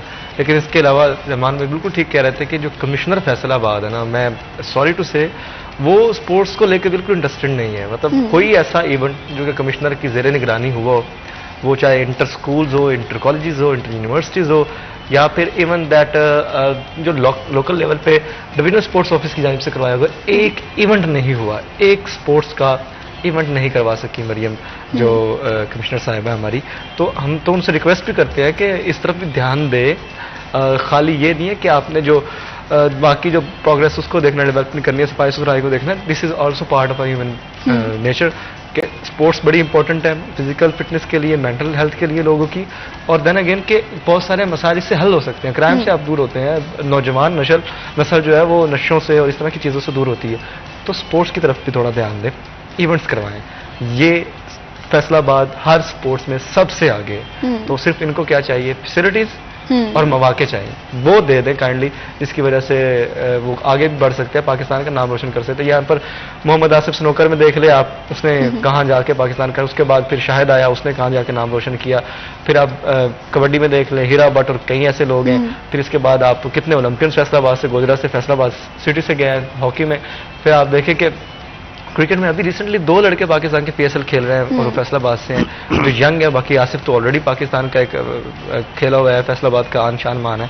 उसके अलावा बहुत सारे लड़के जो है वो फैसलाबाद रीजन से क्रिकेट में आगे जा रहे हैं। तो ये लड़के मौजूद हैं, टैलेंट मौजूद हैं यहाँ पर। लेकिन क्या है कि हमारी जो फैसिलिटीज है वो नहीं है कि आपने ग्राउंड में आके टैक्स लगा दिए, वहाँ पर आपने अगर क्लब में खेलना तो 3,000 रुपये आपको, 4,000 रुपये आपको एंट्री फीस देनी पड़ेगी, उसको बाद आपको पर मंथ भी 3,000 2,000 रुपये देना पड़ेगा। एक मैच का आपको 5-7,000 रुपये देना पड़ेगा, 15 ओवर के मैच का, 20 ओवर के मैच का आपको इसी तरह से 20,000 रुपये देना पड़ेगा, 8,000 देना पड़ेगा, 9,000 देना पड़ेगा। वनडे मैच के आपको पैसे देने पड़ेंगे। तो अगर ग्राउंड में ही आपने पैसे दे के खेलना है तो फिर कौन इस सूरत हाल में, जब फाइनेंशियल सिचुएशन ऐसी है, मुल्क क्राइसिस में जा रहा है, इकॉनमी के बुरे हालात हैं और लोगों के पास बेरोजगारी है, काम नहीं है करने का, बच्चा गरीब है, कहाँ से क्रिकेट खेलेगा? उसके लिए तो 1,000 रुपये देना भी मुश्किल होगा, वो फिर नहीं खेलेगा, वो फिर पीछे ही जाएगा। तो मेहरबानी करें इनको फीस से इनको एक तो कम किया जाए, ग्राउंड्स की फैसिलिटीज़ को बेहतर किया जाए और बेहतर कर सिर्फ किया ना जाए, इस पर इम्प्लीमेंटेशन भी हो।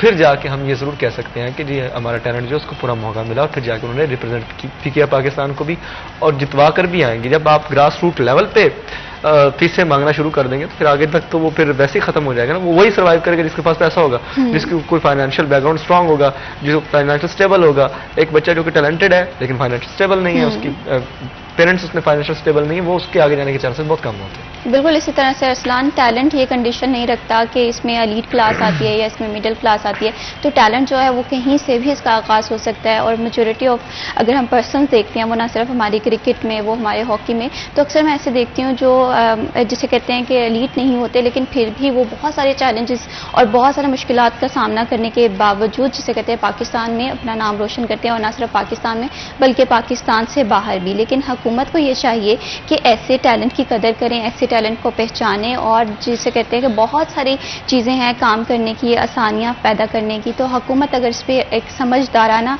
अपना रोल प्ले करती है तो मैं समझती हूँ कि फैसलाबाद की क्रिकेट भी बहाल होगी और बल्कि यहाँ पर जो दीगर स्पोर्ट्स हैं इसमें प्लेयर्स भी दोबारा वापस आएंगे जो ना सिर्फ फैसलाबाद को बल्कि पूरी दुनिया में फैसलाबाद का नाम रोशन करेंगे। बहुत शुक्रिया अरसलान दुरानी, आपने हमारे प्रोग्राम को वक्त दिया। बहुत शुक्रिया Abdul Rahman for joining this programme. तो अभी वक्त तो एक छोटी सी ब्रेक का, कहीं मत जाएं, हमारे साथ रहें।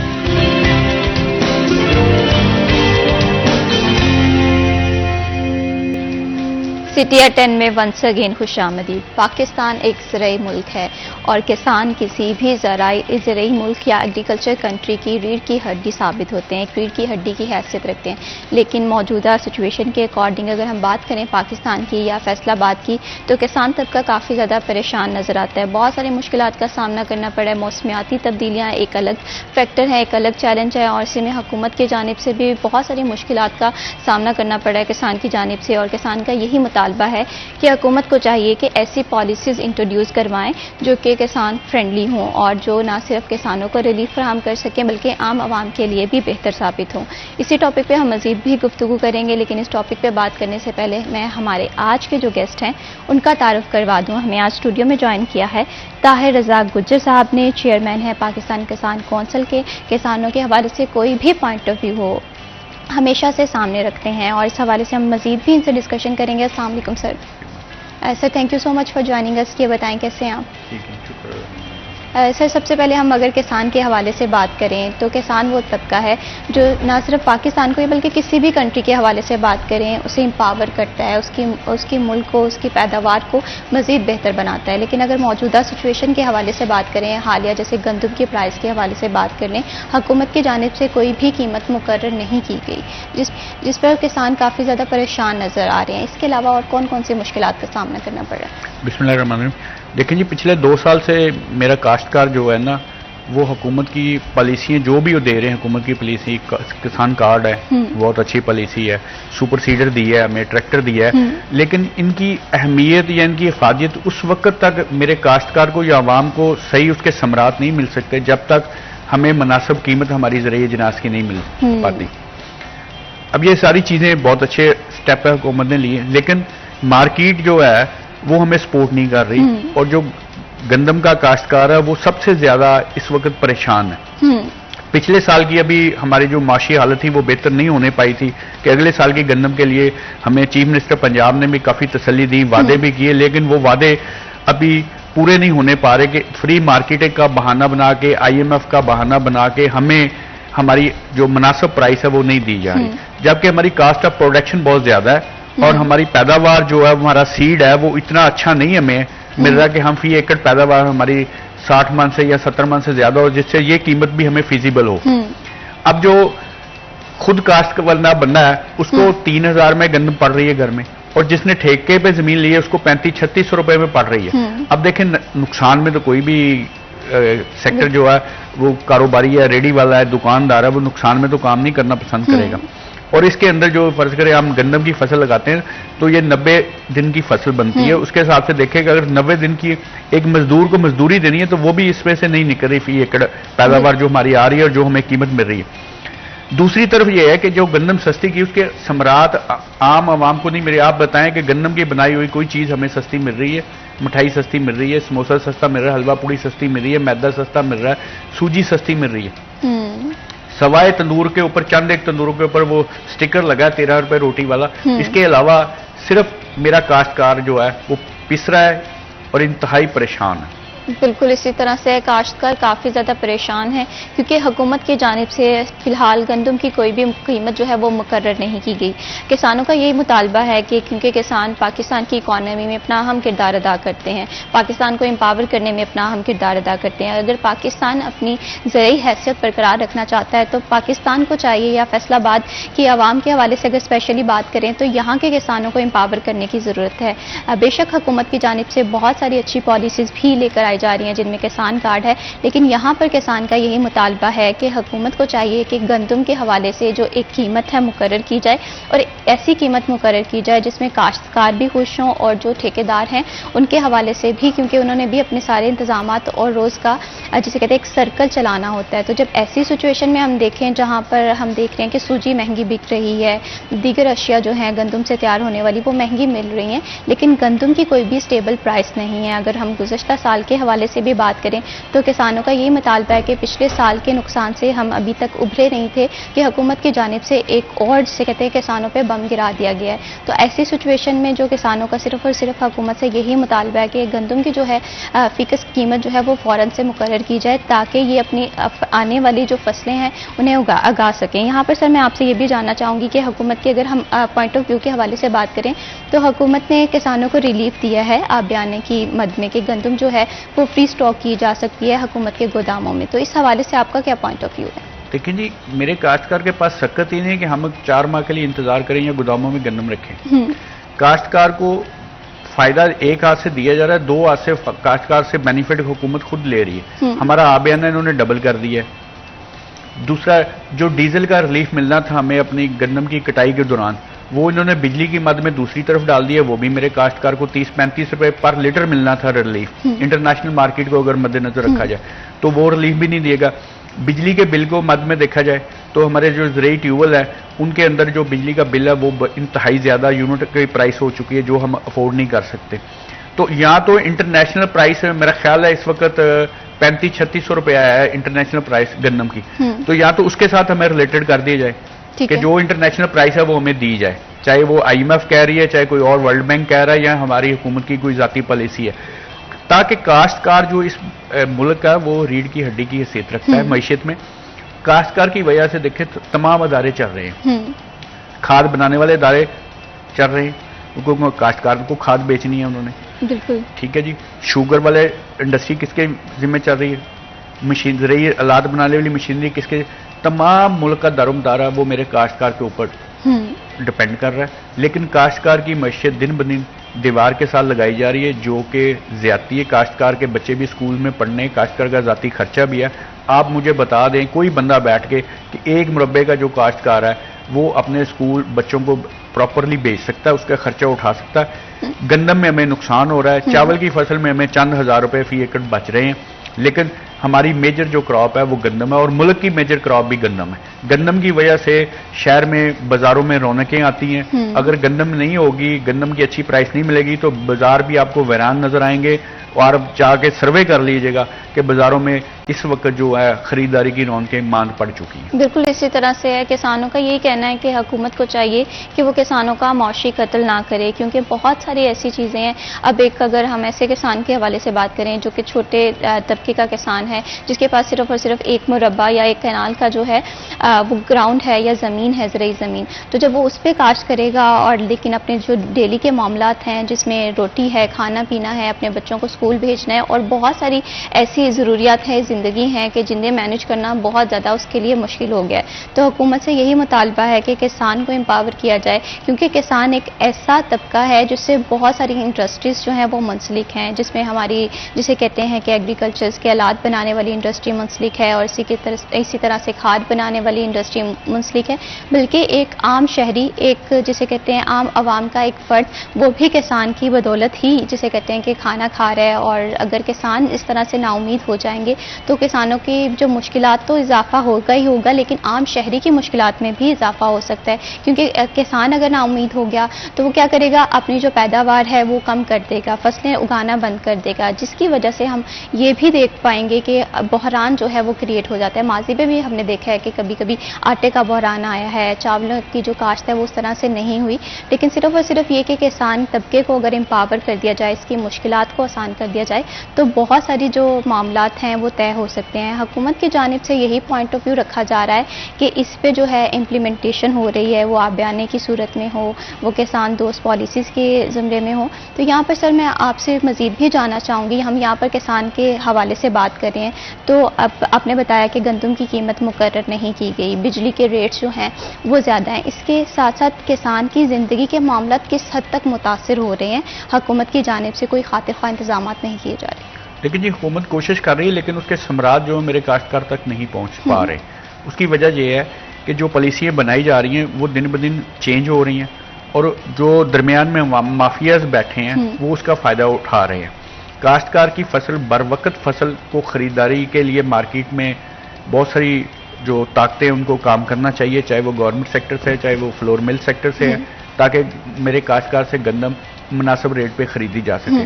अगर वो नहीं खरीदी जा सके तो काश्तकार के जो रोज़मर्रा के अखराजात है उसमें भी चाय लेनी है, पत्ती लेनी है, चीनी लेनी है, अपना बिजली का बिल अदा करना है, बच्चों को स्कूल छोड़ के आना है, पेट्रोल है उसका, उसके घर के जो किचन के खर्चा है वो भी मीट नहीं पा रहे। तो इसके लिए हुकूमत से तो हमारी दरख्वास्त ही है, हुकूमत से हम लड़ नहीं सकते, सड़कों पे तो नहीं आ सकते, लेकिन हुकूमत से यही दरख्वास्त है कि हमारे लिए कोई अच्छी पॉलिसी लेके आए ताकि हमारी गंदम जो है कम से कम, ये हमारी मेजर क्रॉप है, अगर गंदम के अच्छे रेट नहीं मिलेंगे तो जिमीदार सारा साल ही परेशान रहेगा। अब देखें रमजान में चीनी वालों ने गन्ना सस्ता लिया मेरे काश्तकार से और अभी पैसे भी देने शुगर, लेकिन उन्होंने 40 से 50 रुपए चीनी पर केजी महंगी कर दी, कोई पूछने वाला नहीं। लेकिन काश्तकार के पास ये सकत और ये ताकत भी नहीं है कि वो अपनी चीज की खुद कीमत मुकर्रर कर सके, क्योंकि काश्तकार की जितनी भी ज़रिए जिनास की कीमतें हैं वो मार्केट ने सेटल करनी होती हैं। तो उसकी वजह से जो मार्केट में किरदार हैं, जो फोर्सेज हैं वो काम कर रही हैं, वो हमेशा काश्तकार को दीवार के साथ लगाने की कोशिश करती हैं और अपना नफा ज़्यादा से ज़्यादा कमाने की कोशिश करती हैं। तो हुकूमत को चाहिए कि जो हमारी जो पॉलिसी है, मार्केटिंग पॉलिसी है, उसको बेहतर अंदाज में मुतारफ कराए ताकि काश्तकार को भी फ़ायदा हो, अवाम को भी फ़ायदा हो और जो दरमियान में होलसेलर हैं उनको भी फ़ायदा होना चाहिए। ये नहीं कि किसी सेक्टर को नुकसान हो, लेकिन जो दिन रात काम करता है, मौसमी असरात को बर्दाश्त करता है, वो मेरा काश्तकार है। तो काश्तकार को सहूलत देना गवर्नमेंट की अवलीन तरजीहात में शामिल होना चाहिए ताकि मुल्क की मैशियत तरक्की कर सके। बिल्कुल इसी तरह से अगर किसान तबके के हवाले से बात करें तो किसान वो शख्स है जो कि बगैर किसी मौसमी चेंज के दिन रात काम करता है, सिर्फ और सिर्फ इस वजह से कि जो अपनी उसकी फसल उगाई हुई है उसे, जिसे कहते हैं कि एक बेहतरीन सलाहियत के साथ साथ वो मार्केट में लेकर आए। लेकिन जब वो फसल जिसे कहते हैं कि काटी जाती है, लेकिन जब वो मार्केट में आती है तो हुकूमत की जानिब से उसे मुकर्रर प्राइस नहीं दी जाती, जिसकी वजह से किसान काफ़ी ज़्यादा परेशान हो जाता है, उसे मुश्किलात का सामना करना पड़ता है। अगर यहाँ पर उसके जिसे कहते हैं डेली मामला देखें, ज़िंदगी के मामला देखें, तो ज़िंदगी गुजारने के लिए बहुत सारी चीज़ों की ज़रूरत होती है, जिसमें एक सर्कल होता है, हमने स्कूल भी बच्चों को भेजना होता है और इसी के साथ साथ अपनी डेली की रोज़ी रोटी को भी देखना होता है। लेकिन ऐसी सिचुएशन में अगर किसान परेशान है तो मैं ये समझती हूँ कि कोई भी कंट्री जो है वो अपना एग्रीकल्चर का जो इमेज है उसे इस तरह से बरकरार नहीं रख पाएगी। अभी वक्त तो एक छोटी सी ब्रेक का, कहीं मत जाएं, हमारे साथ।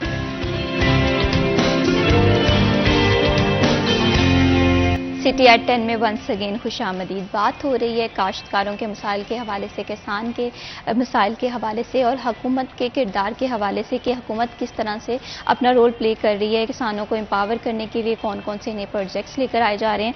इसी टॉपिक पे गुफ्तगू करने के लिए हमारे साथ ताहिर रज़ा गुज्जर साहब भी मौजूद हैं।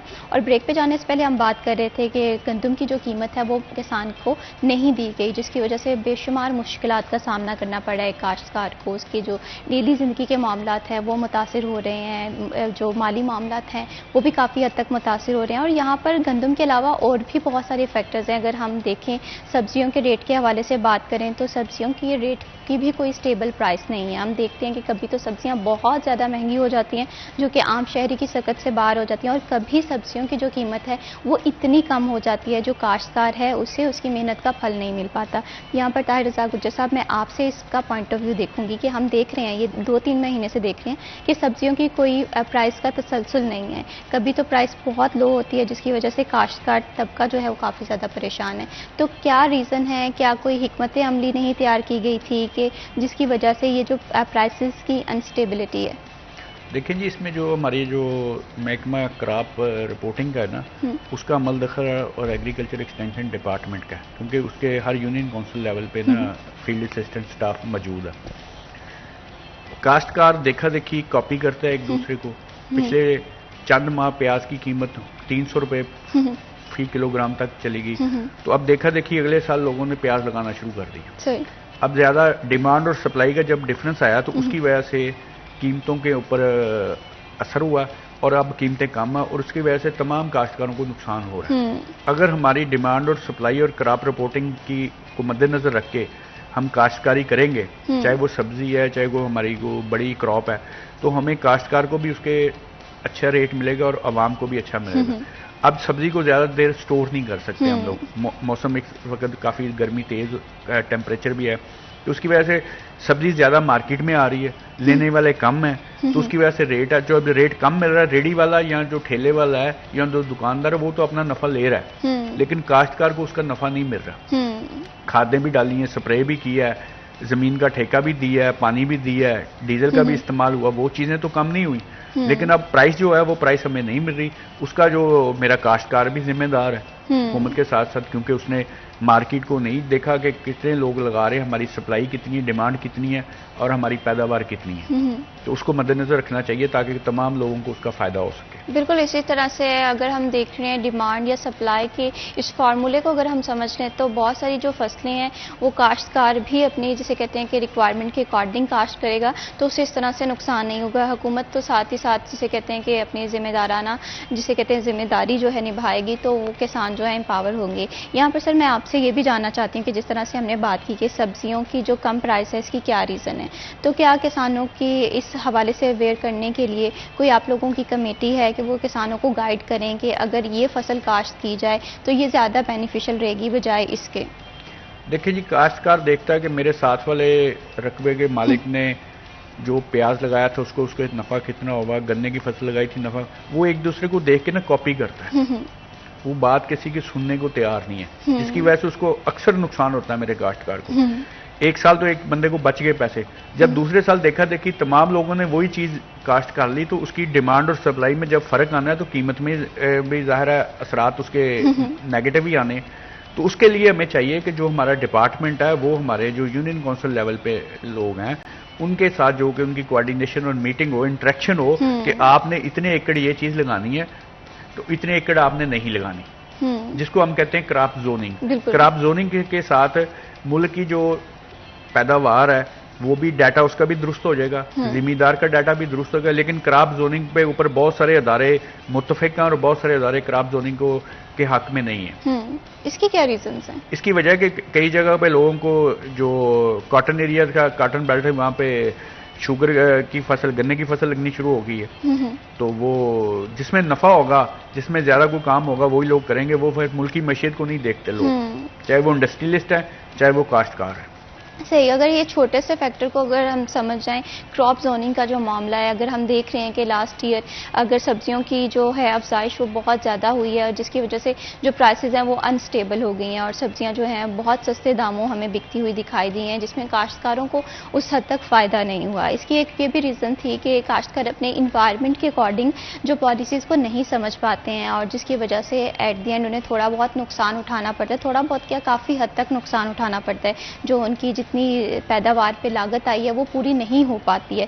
तो इसमें जिसे कहते हैं कि मैं ये समझती हूँ कि ऐसी कम्युनिटीज़ बनानी चाहिए, ऐसी कमेटीज़ बनानी चाहिए जो कि काश्तकारों को अवेयर करें कि इस मौसम में कौन सी फसलें हैं वो उगानी चाहिए, अगर ये फसल हम ज़्यादा उगा लेंगे इसके क्या नुकसानात हो सकते हैं, चेक एंड बैलेंस किस तरह से रखना है, रिपोर्टिंग किस तरह से करनी है। अगर इन सारी चीज़ों पर इम्प्लीमेंटेशन हो जाती है, सिर्फ बातों की हद तक नहीं बल्कि प्रैक्टिकली इम्प्लीमेंट होता है, तो मैं ये समझती हूँ कि किसान की जो खुद से क्रिएट की गई मुश्किलात हैं या खुद से क्रिएट किए गए चैलेंजेस हैं उन्हें भी कवर अप किया जा सकता है।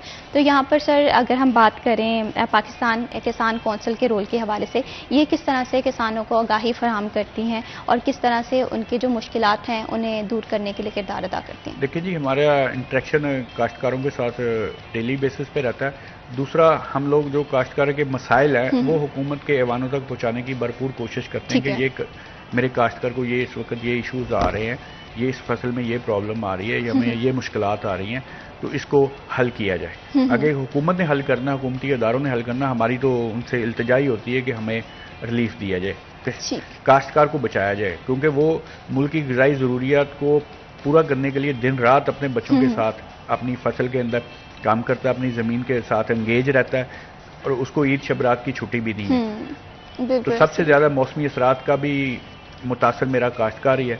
तो हुकूमत को चाहिए कि काश्तकार के लिए सबसे ज़्यादा काम करे, उसकी तरजीहात को शामिल करे, ताकि काश्तकार खुशहाल होगा तो मुल्क खुशहाल। बिल्कुल इसी तरह से है, अगर किसान जो हैं वो यहाँ पर खुशहाल होंगे तो कोई भी मुल्क जो है वो खुशहाली की राह पे गामज़न हो सकता है। और ये पाकिस्तान की खुशकिस्मती है कि ये एक ऐसा मुल्क है जहाँ पर बहुत सारे वसाइल जो हैं वो वाफिर मकदार में मौजूद हैं, वो ज़राअत के हों, वो हमारी मादनियात हों, लेकिन इस पर कम्प्रीहेंसिव प्लानिंग की ज़रूरत है, ना सिर्फ हुकूमत की जानिब से बल्कि जो लोग इसके स्टेक होल्डर्स हैं, जैसे किसान कम्यूनिटी अगर ज़राअत के स्टेक होल्डर्स है तो उन्हें भी चाहिए कि वो भी ऐसी पॉलिसीज़ जो हैं मरतब करवाएं जो कि इन्वायरमेंट फ्रेंडली भी हों। बहुत सारे चैलेंजेस हैं, जैसे इन्वायरमेंट चेंज जो है ये भी किसानों की मुश्किलात में मज़ीद इजाफा कर रहा है। और जैसे क्रॉप जोनिंग का जो मामला हम देख रहे हैं कि क्रॉप जोनिंग के अगर हम प्रॉपर तरीके से इम्प्लीमेंट कर लें तो ये जो प्राइसेस अनस्टेबिलिटी हम देखते हैं काश्तकारों को, इसकी वजह से जो नफ़े से हाथ धोना पड़ जाता है उसकी वजह से बहुत ज़्यादा प्रॉब्लम होती है, माली मुश्किलात में भी इजाफा हो जाता है, अपने डेली मामला भी वो उस तरह से तरतीब नहीं दे पाते।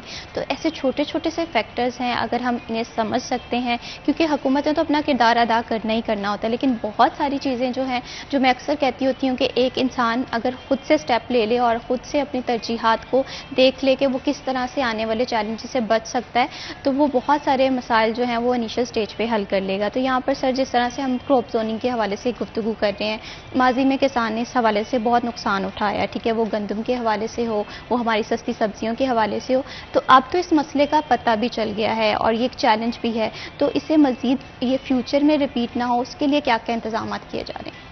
देखिए जी, सबसे पहले आपको मैं जो बात बताऊं कि काश्तकार को जो इंडस्ट्री चीज़ें दे रही है, मतलब हमारी काश्त के लिए खाद है, बीज है, ज़रूरी अद्वियात है, डीजल है, वो सब लोग अमीर हो रहे हैं, काश्तकार को बेचने वाले भी, और जो काश्तकार से खरीदार हैं वो भी अमीर हो रहे हैं। काश्तकार भी गरीब हो रहा है और सारफ भी गरीब हो रहा है, पिस रहा है इस वक्त। देखिए, काश्तकार से गन्ना खरीदने वाली शुगर मिल रहा है, वो चीनी महंगी करके अमीर से अमीर हो रहे हैं। काश्तकार से तंबाकू खरीदने वाला बंदा, सिगरेट बनाने वाली फैक्ट्रियां अमीर हो रही हैं। काश्तकार से गंदम खरीदने वाला, सूजी मैदा निकाल के बेचने वाला अमीर हो रहा है, काश्तकार गरीब हो रहा है। तो इसका क्या मतलब है? कहीं तो कहीं खराबी है मार्केटिंग सिस्टम में, जो काश्तकार को बेचने वाले भी अमीर हो रहे हैं, काश्तकार से खरीदने वाले भी। मुतासर कौन हो रहा है? आपका सारफ, एंड यूजर और काश्तकार। बिल्कुल ऐसी है। तो हुकूमत को इस बारे में गौर फिक्र करना चाहिए। बिल्कुल इसी तरह से हम हुकूमत के किरदार के हवाले से, हुकूमत के रोल के हवाले से भी गुफ्तगू कर रहे हैं कि हुकूमत को चाहिए कि वो जिसे कहते हैं एक स्टेबल प्राइस जो है वो किसानों को दे, वो गंदम की हो, वो चावलों की हो, वो सब्जियों की हो, जिसकी वजह से किसान जो है अपनी ज़िंदगी के मामला जो है वो बेहतर तरीके से सरअंजाम दे पाए। लेकिन सर मैं यहाँ पर ये समझती हूँ कि किसानों को भी अपना रोल प्ले करने की बहुत ज़्यादा ज़रूरत है। अब अगर मार्केटिंग स्ट्रेटजी के हवाले से हम बात कर रहे हैं, आपने खुद ही बताया कि गंदम खरीदने वाले लोग अमीर हो रहे हैं, गन्ना खरीदने वाले लोग अमीर हो रहे हैं, तो किसान को ये चीज़ें पता हैं, तो किसान खुद से कोई इनिशिएटिव क्यों नहीं ले रहा? मेरे काश्तकार के पास ना एक तो तालीम की कमी है, दूसरा उसके पास जो ज़राई रकबा वो दिन ब दिन वरासत में तकसीम होता है, छोटा हो रहा है। तीसरी जो अहम बात है कि इसके मुतबादल उसके पास चीज़ नहीं है। दुकानदार है वो शटर बंद करके कहीं और चला जाता है, ठेले वाला एक चौक में उसकी सब्जी नहीं बिकती, वो दूसरे चौक में चला जाता है। जिम्मेदार की मजबूरी है कि वो जिम्मेदारा ही करेगा, तो उसको उस चीज़ों के गिरदोनवा में रहना पड़ता है, उस एनवायरनमेंट में रहना पड़ता है। तो फिर उसके पास इतने ज़्यादा वसाइल नहीं कि वो एक्सपेरिमेंट कर सके। ठीक है, जिसके पास वसाइल होंगे एक्सपेरिमेंट वही करेगा। तो फिर वो कहता है जी मेरे जो बाप दादा ने काम किया था मैंने वो उसी तरीके से काम करना है। तो उसको भी अपनी सोच बदलनी पड़ेगी, काश्तकार को भी, ताकि वो अपनी ज़मीन का तजज़िया करवाए कि कौन सी इस ज़मीन के अंदर खाद डालनी है, डीएपी ज़्यादा डालनी है, कम डालनी है। हम बाज़ का ना बिला वजह खादें डाला करते हैं जिससे हमारा खर्चा बढ़ जाता है। तो जहाँ पे देखें अब चावल की फसल है, वो हमारी जो गुजरांवाला डिवीजन है, शेखुपुरा, हाफजाबाद वो है। अब व्याड़ी हमारा कॉटन बेल्ट है, वहाँ पे चावल तो नहीं लगना चाहिए, लेकिन वहाँ पे भी देखा देखी चावल की फसल लग रही है, गन्ने की फसल लग रही है, मक्की की फसल लग रही है।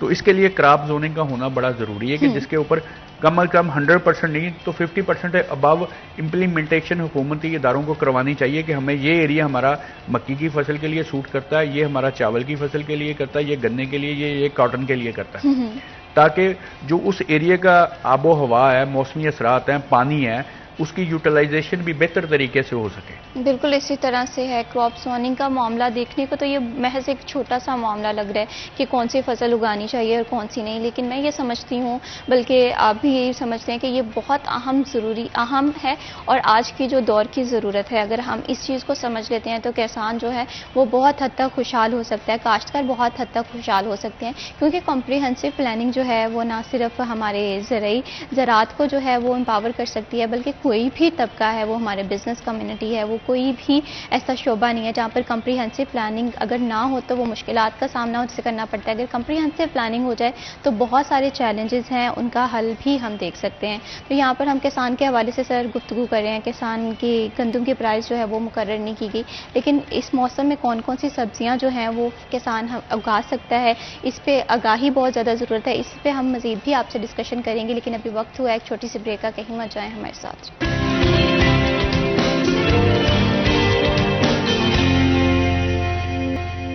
सिटी एट 10 में वंस अगेन खुशामदीद। बात हो रही है किसान तबके की, बात हो रही है गंदम की मुकर्रर करदा प्राइस जो है अभी तक नहीं डिसाइड की गई, और इसमें जो है काश्तकार से मज़ीद उसकी मुश्किलात में इजाफा हो रहा है, जिसकी वजह से काफ़ी ज़्यादा परेशानी भी देखनी पड़ रही है। उसके जो रोज़ाना ज़िंदगी के मामलात हैं वो भी काफ़ी हद तक मुतासिर हो रहे हैं। तो यहाँ पर एक चीज़ हम ये भी समझने की ज़रूरत है। हमारे साथ इस टॉपिक पर गुफ्तगू करने के लिए रज़ाक गुज्जर साहब भी मौजूद हैं। सर, हम ये देखते हैं कि गंदम की जो कीमत है वो मुकर्रर नहीं की गई अभी तक, लेकिन गंदम से बनी अशिया जो हैं वो हम देख रहे हैं कि वो भी बिक रही हैं, और साथ ही साथ उनकी जो प्राइस है वो भी गंदम से ज़्यादा है। इसकी क्या रीज़न्स हैं?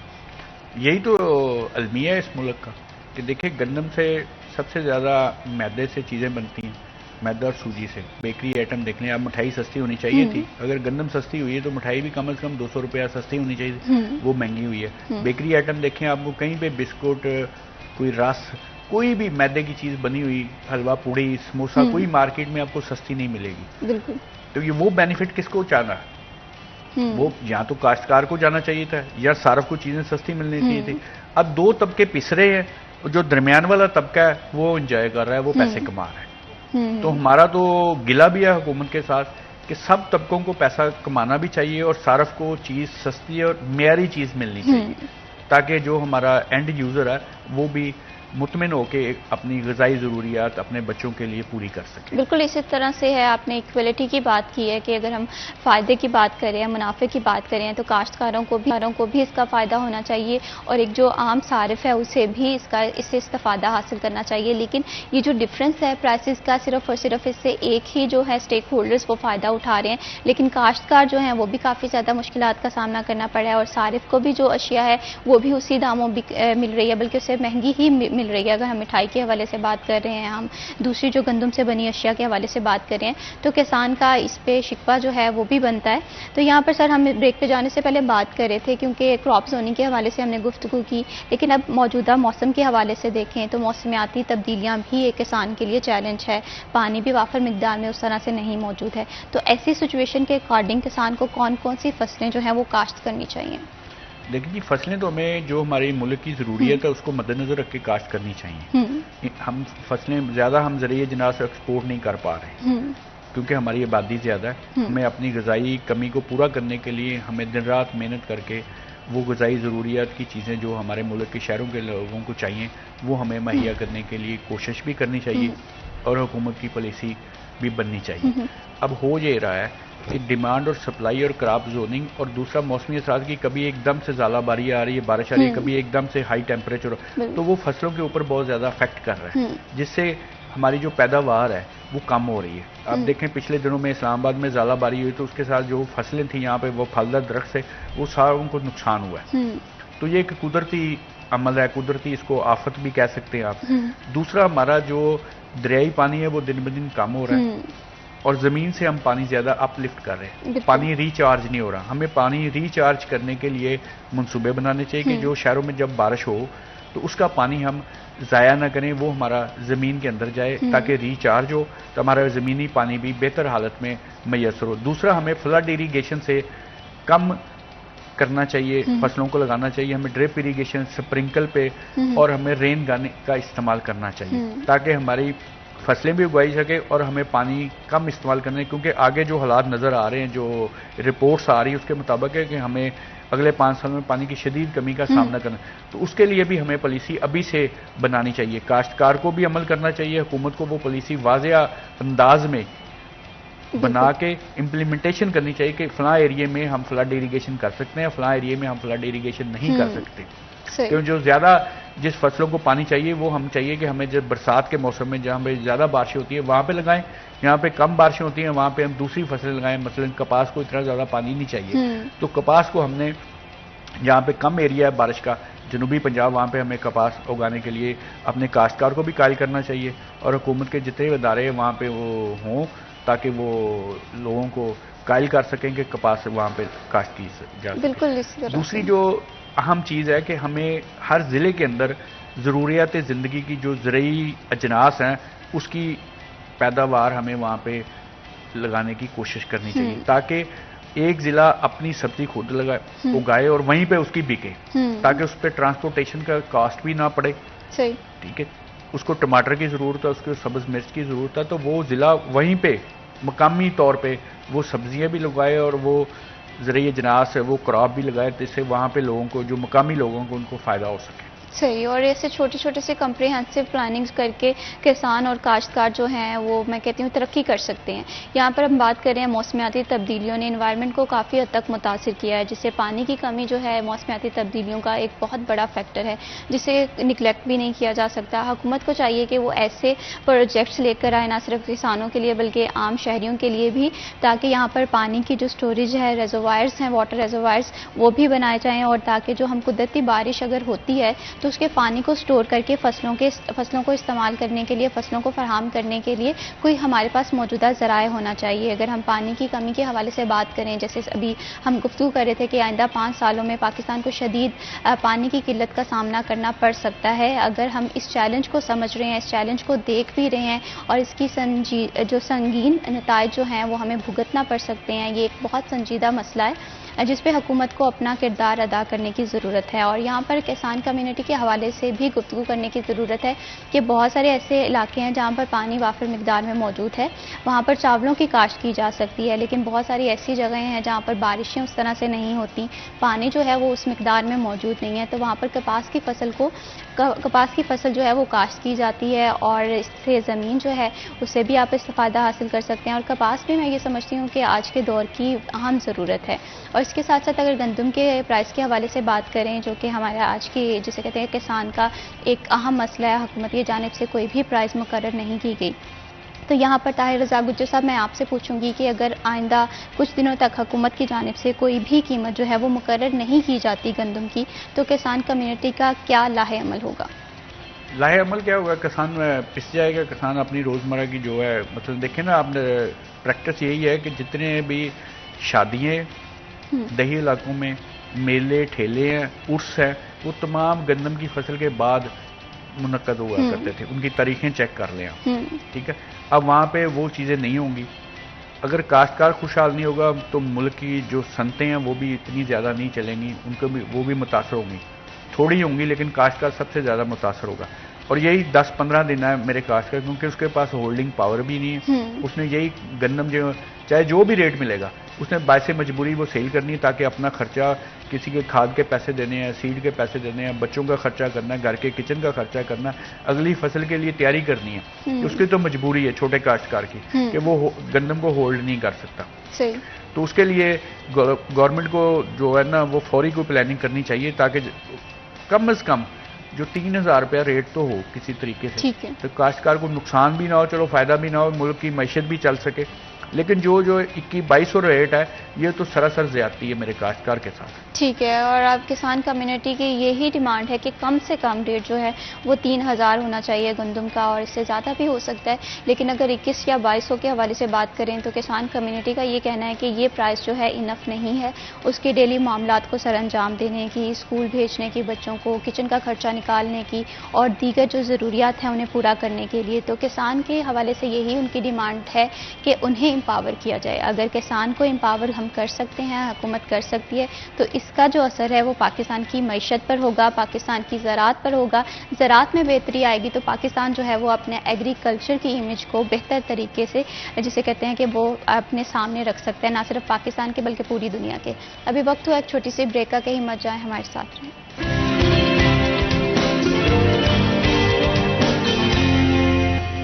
सिटी एट 10 में वंस अगेन खुशामदीद। बात हो रही है किसान कम्युनिटी की, काश्तकार तबके के हवाले से कि किस तरह से जो हालिया सिचुएशन है, गंदम की प्राइस ना मुकर्रर करने से किसान कम्युनिटी को किस हद तक मुश्किलात का सामना करना पड़ रहा है और हुकूमत की जानिब से कब तक किसान कम्युनिटी को गंदम की कीमत जो है वो मुकर्रर कर दी जाएगी, इस हवाले से भी बात हो रही है। आप बयाने के हवाले से भी बात हो रही है कि हुकूमत की जानिब से किसानों को फैसिलिटेट किया गया है कि गंदम पर आप बयाना ख़त्म कर दिया है, अब जो किसान है वो अपनी जो गंदम है वो स्टोर कर सकते हैं हुकूमत के गोदामों में।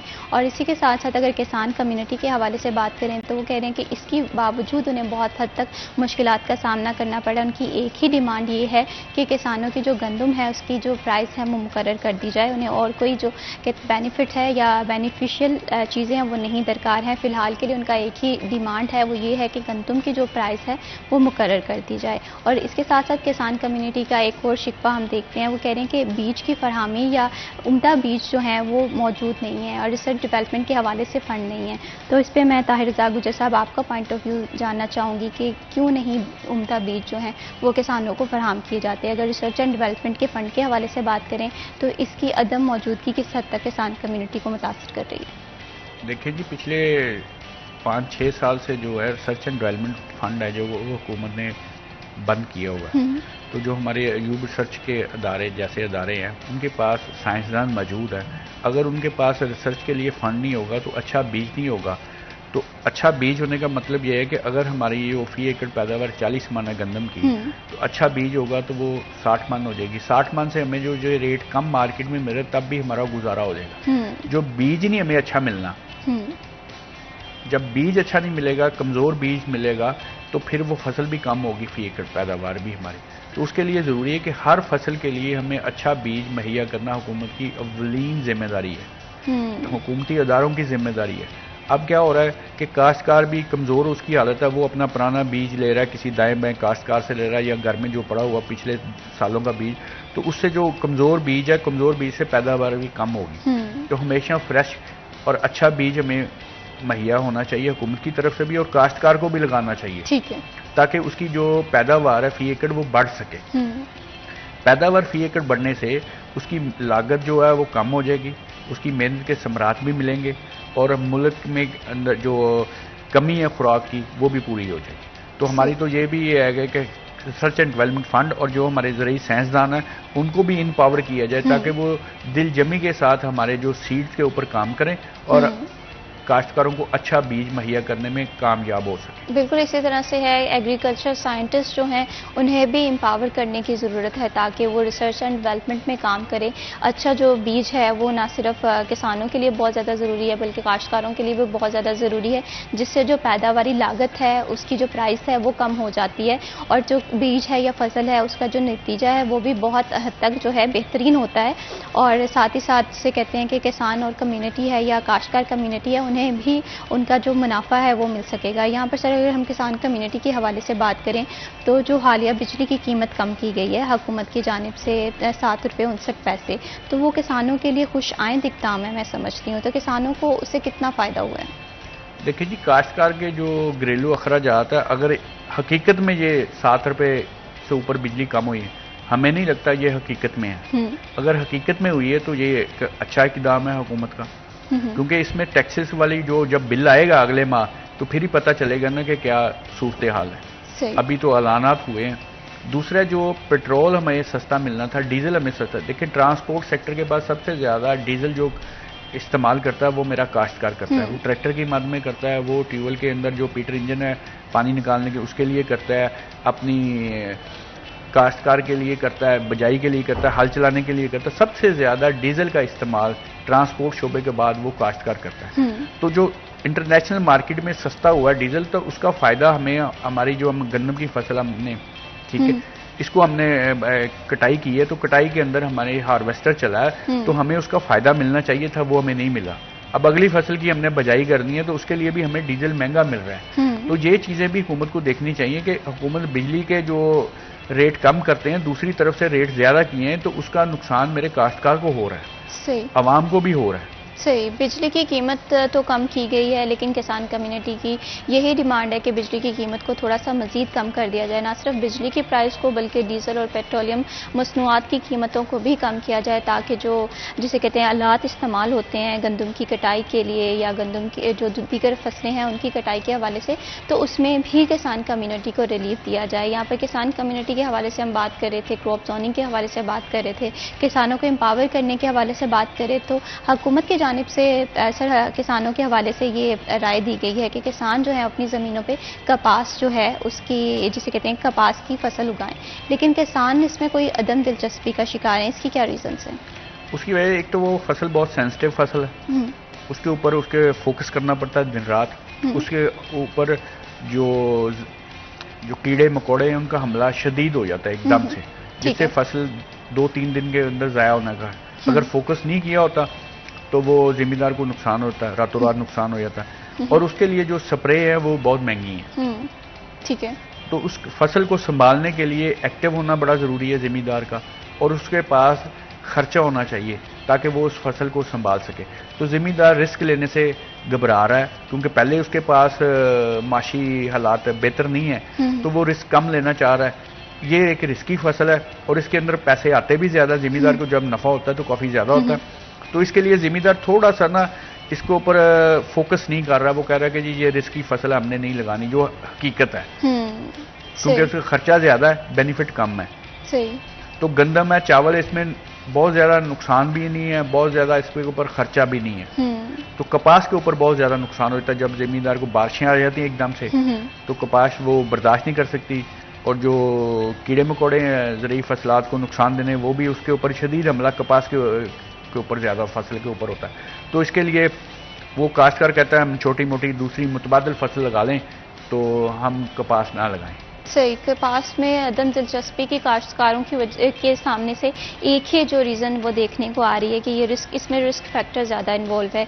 ये फसल जो है इसमें मौसमियाती तब्दीलियों का असर भी बहुत ज़्यादा हो जाता है। अगर बारिश ज़्यादा आती है तो तब भी इस फसल को ख़राब होने का अंदेशा होता है, और ऐसी बहुत सारी चीज़ें हैं। लेकिन यहाँ पर एक चैलेंज जो है वो किसानों को समझने की ये ज़रूरत है, क्योंकि अगर हालिया देखें तो कपास को कम पानी रिक्वायर्ड होता है, लेकिन हम देखें चावलों के हवाले से तो चावलों को काफ़ी ज़्यादा पानी दरकार होता है। लेकिन अगर ऐसी सिचुएशन में अगर हम इस चैलेंजेस को समझकर एक मुनासिब हिकमत अमली तैयार करते हैं, वो इलाके जहाँ पर पानी मौजूद है वहाँ पर वो लोग ज़रूर चावल की फसल की तरफ जाएं, लेकिन जहाँ पर पानी की मौजूदगी नहीं है वहाँ पर कपास की फसल को काश्त करना मैं समझती हूँ कि एक वाइज डिसीजन होगा किसानों के लिए। नई तरजीहात में शामिल करना चाहिए कपास की फसल को। बिल्कुल। और सर यहाँ पर मैं आपसे मज़ीद भी जानना चाह रही हूँ कि अगर हम किसान कम्युनिटी के हवाले से बात कर रहे हैं तो हुकूमत की जानिब से कौन कौन से नए प्रोजेक्ट्स लेकर आए जा रहे हैं किसान कम्युनिटी को एम्पावर करने के लिए? देखिए जी, सबसे पहले जो किसान कार्ड दिया है वो हुकूमत का अच्छा स्टेप है। उसके बाद जो सुपर सीडर दिया है वो भी अच्छा स्टेप है। ट्रैक्टर दिए हैं वो भी अच्छा स्टेप है। जो हमें सोलर स्कीम दी है वो बहुत महंगी कर दी है, क्योंकि जो कंपनियां लगा के दे रही हैं वो कहती हैं जी इसमें जो उसका एस्टीमेट है वो बढ़ा चढ़ा के बेच कर रही है, जिसका आम काश्तकार को फ़ायदा नहीं हो रहा सोलर का। ठीक है। क्योंकि वो जो कंपनी है वो उसका एस्टीमेट बढ़ा देती है ताकि काश्तकार का शेयर बढ़ जाए।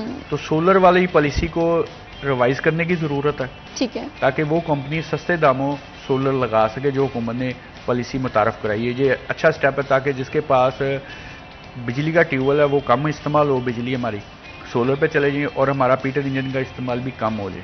तो सोलर वाली पॉलिसी भी अच्छी, लेकिन सब चीज़ों की जो अफादियत है उस वक्त तक नहीं हो सकती जब तक मेरे काश्तकार को उसकी फसलात की कीमत जो है वो मुनासिब ना मिले। सही। तो ये वो चीज़ें हैं, क्योंकि हुकूमत के जानिब से अगर हुकूमत के पॉइंट ऑफ व्यू से बात करें तो हुकूमत का यही पॉइंट ऑफ व्यू है कि किसान को एम्पावर किया जा रहा है। उनके लिए ऐसी पॉलिसीज़ भी लेकर आई जा रही हैं जो कि किसान दोस्त हैं, जिसमें किसान कार्ड हो गया, किसानों को सोलर फराहम करना है।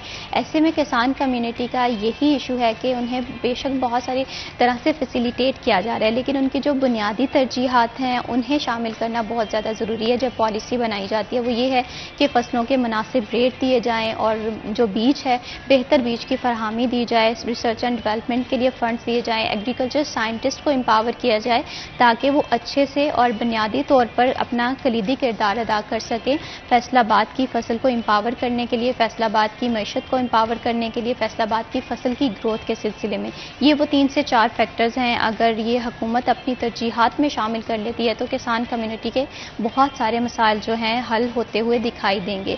तो ऐसे में ना सिर्फ अगर हम किसान कम्युनिटी के हवाले से बात करें तो किसान कम्युनिटी परेशान है, लेकिन आम सारिफ या जिसे कहते हैं घरेलू सारिफिन, उन्हें भी गंदम की प्राइस कम होने का उस तरह से इस्तेफादा नहीं मिल रहा, क्योंकि बहुत सारी चीज़ें हैं जो कि गंदम से बनाई जाती हैं, जिसमें हमारी मिठाइयाँ हो गई, सूजी हो गई, ऐसे बेशुमार प्रोडक्ट्स हैं, लेकिन उनकी जो प्राइस है वो उसी लेवल पे बरकरार है, जिसकी वजह से जो आम सारिफ है उसे मज़ीद मुश्किलात का सामना करना पड़ा है, उसकी जो प्राइस की स्टेबिलिटी नहीं है। और इसी तरह से अगर हम वेजिटेबल के हवाले से बात करें, सब्जियों के हवाले से बात करें, सब्जियाँ वाफिर मकदार में मौजूद हैं, जो काश्तकार हैं उन्हें नुकसान हो रहा है और जो आम सारिफ हैं उन्हें इसमें उतना फ़ायदा नहीं हो रहा, लेकिन जो जिसे कहते हैं जो ये फसलें ख़रीद रहे हैं उन्हें अलबत्ता ज़रूर बेनिफिट मिल रहा है। ऐसे बहुत सारी जो चीज़ें जो हैं वो किसान कम्युनिटी को मुतासिर कर रही हैं और इस तबके के जो मसाइल हैं इन्हें हल करना बहुत ज़्यादा ज़रूरी है, क्योंकि ज़राअत जो है वो पाकिस्तान की मईशत में अहम किरदार अदा करता है पाकिस्तान की ग्रोथ को डेवलप करने के लिए। बहुत शुक्रिया ताहिर रज़ा गुज्जर साहब, आपने हमारे प्रोग्राम को वक्त दिया और जिस तरह से आपने किसान कम्युनिटी के हवाले से गुफ्तगू की। अब देखना यह है कि क्या हुकूमत की जानिब से गंदम की मुकर्रर करदा कीमत जो है वो किसान के लिए काफ़ी होती है और कि हुकूमत जो है वो किस तरह से किसान को एम्पावर करने के लिए मज़ीद बेहतर पॉलिसीज़ जो है वो इंट्रोड्यूस करवाती है। इसी के साथ मैं भी शबीब को दीजिए इजाज़त। अल्लाह हाफ़िज़।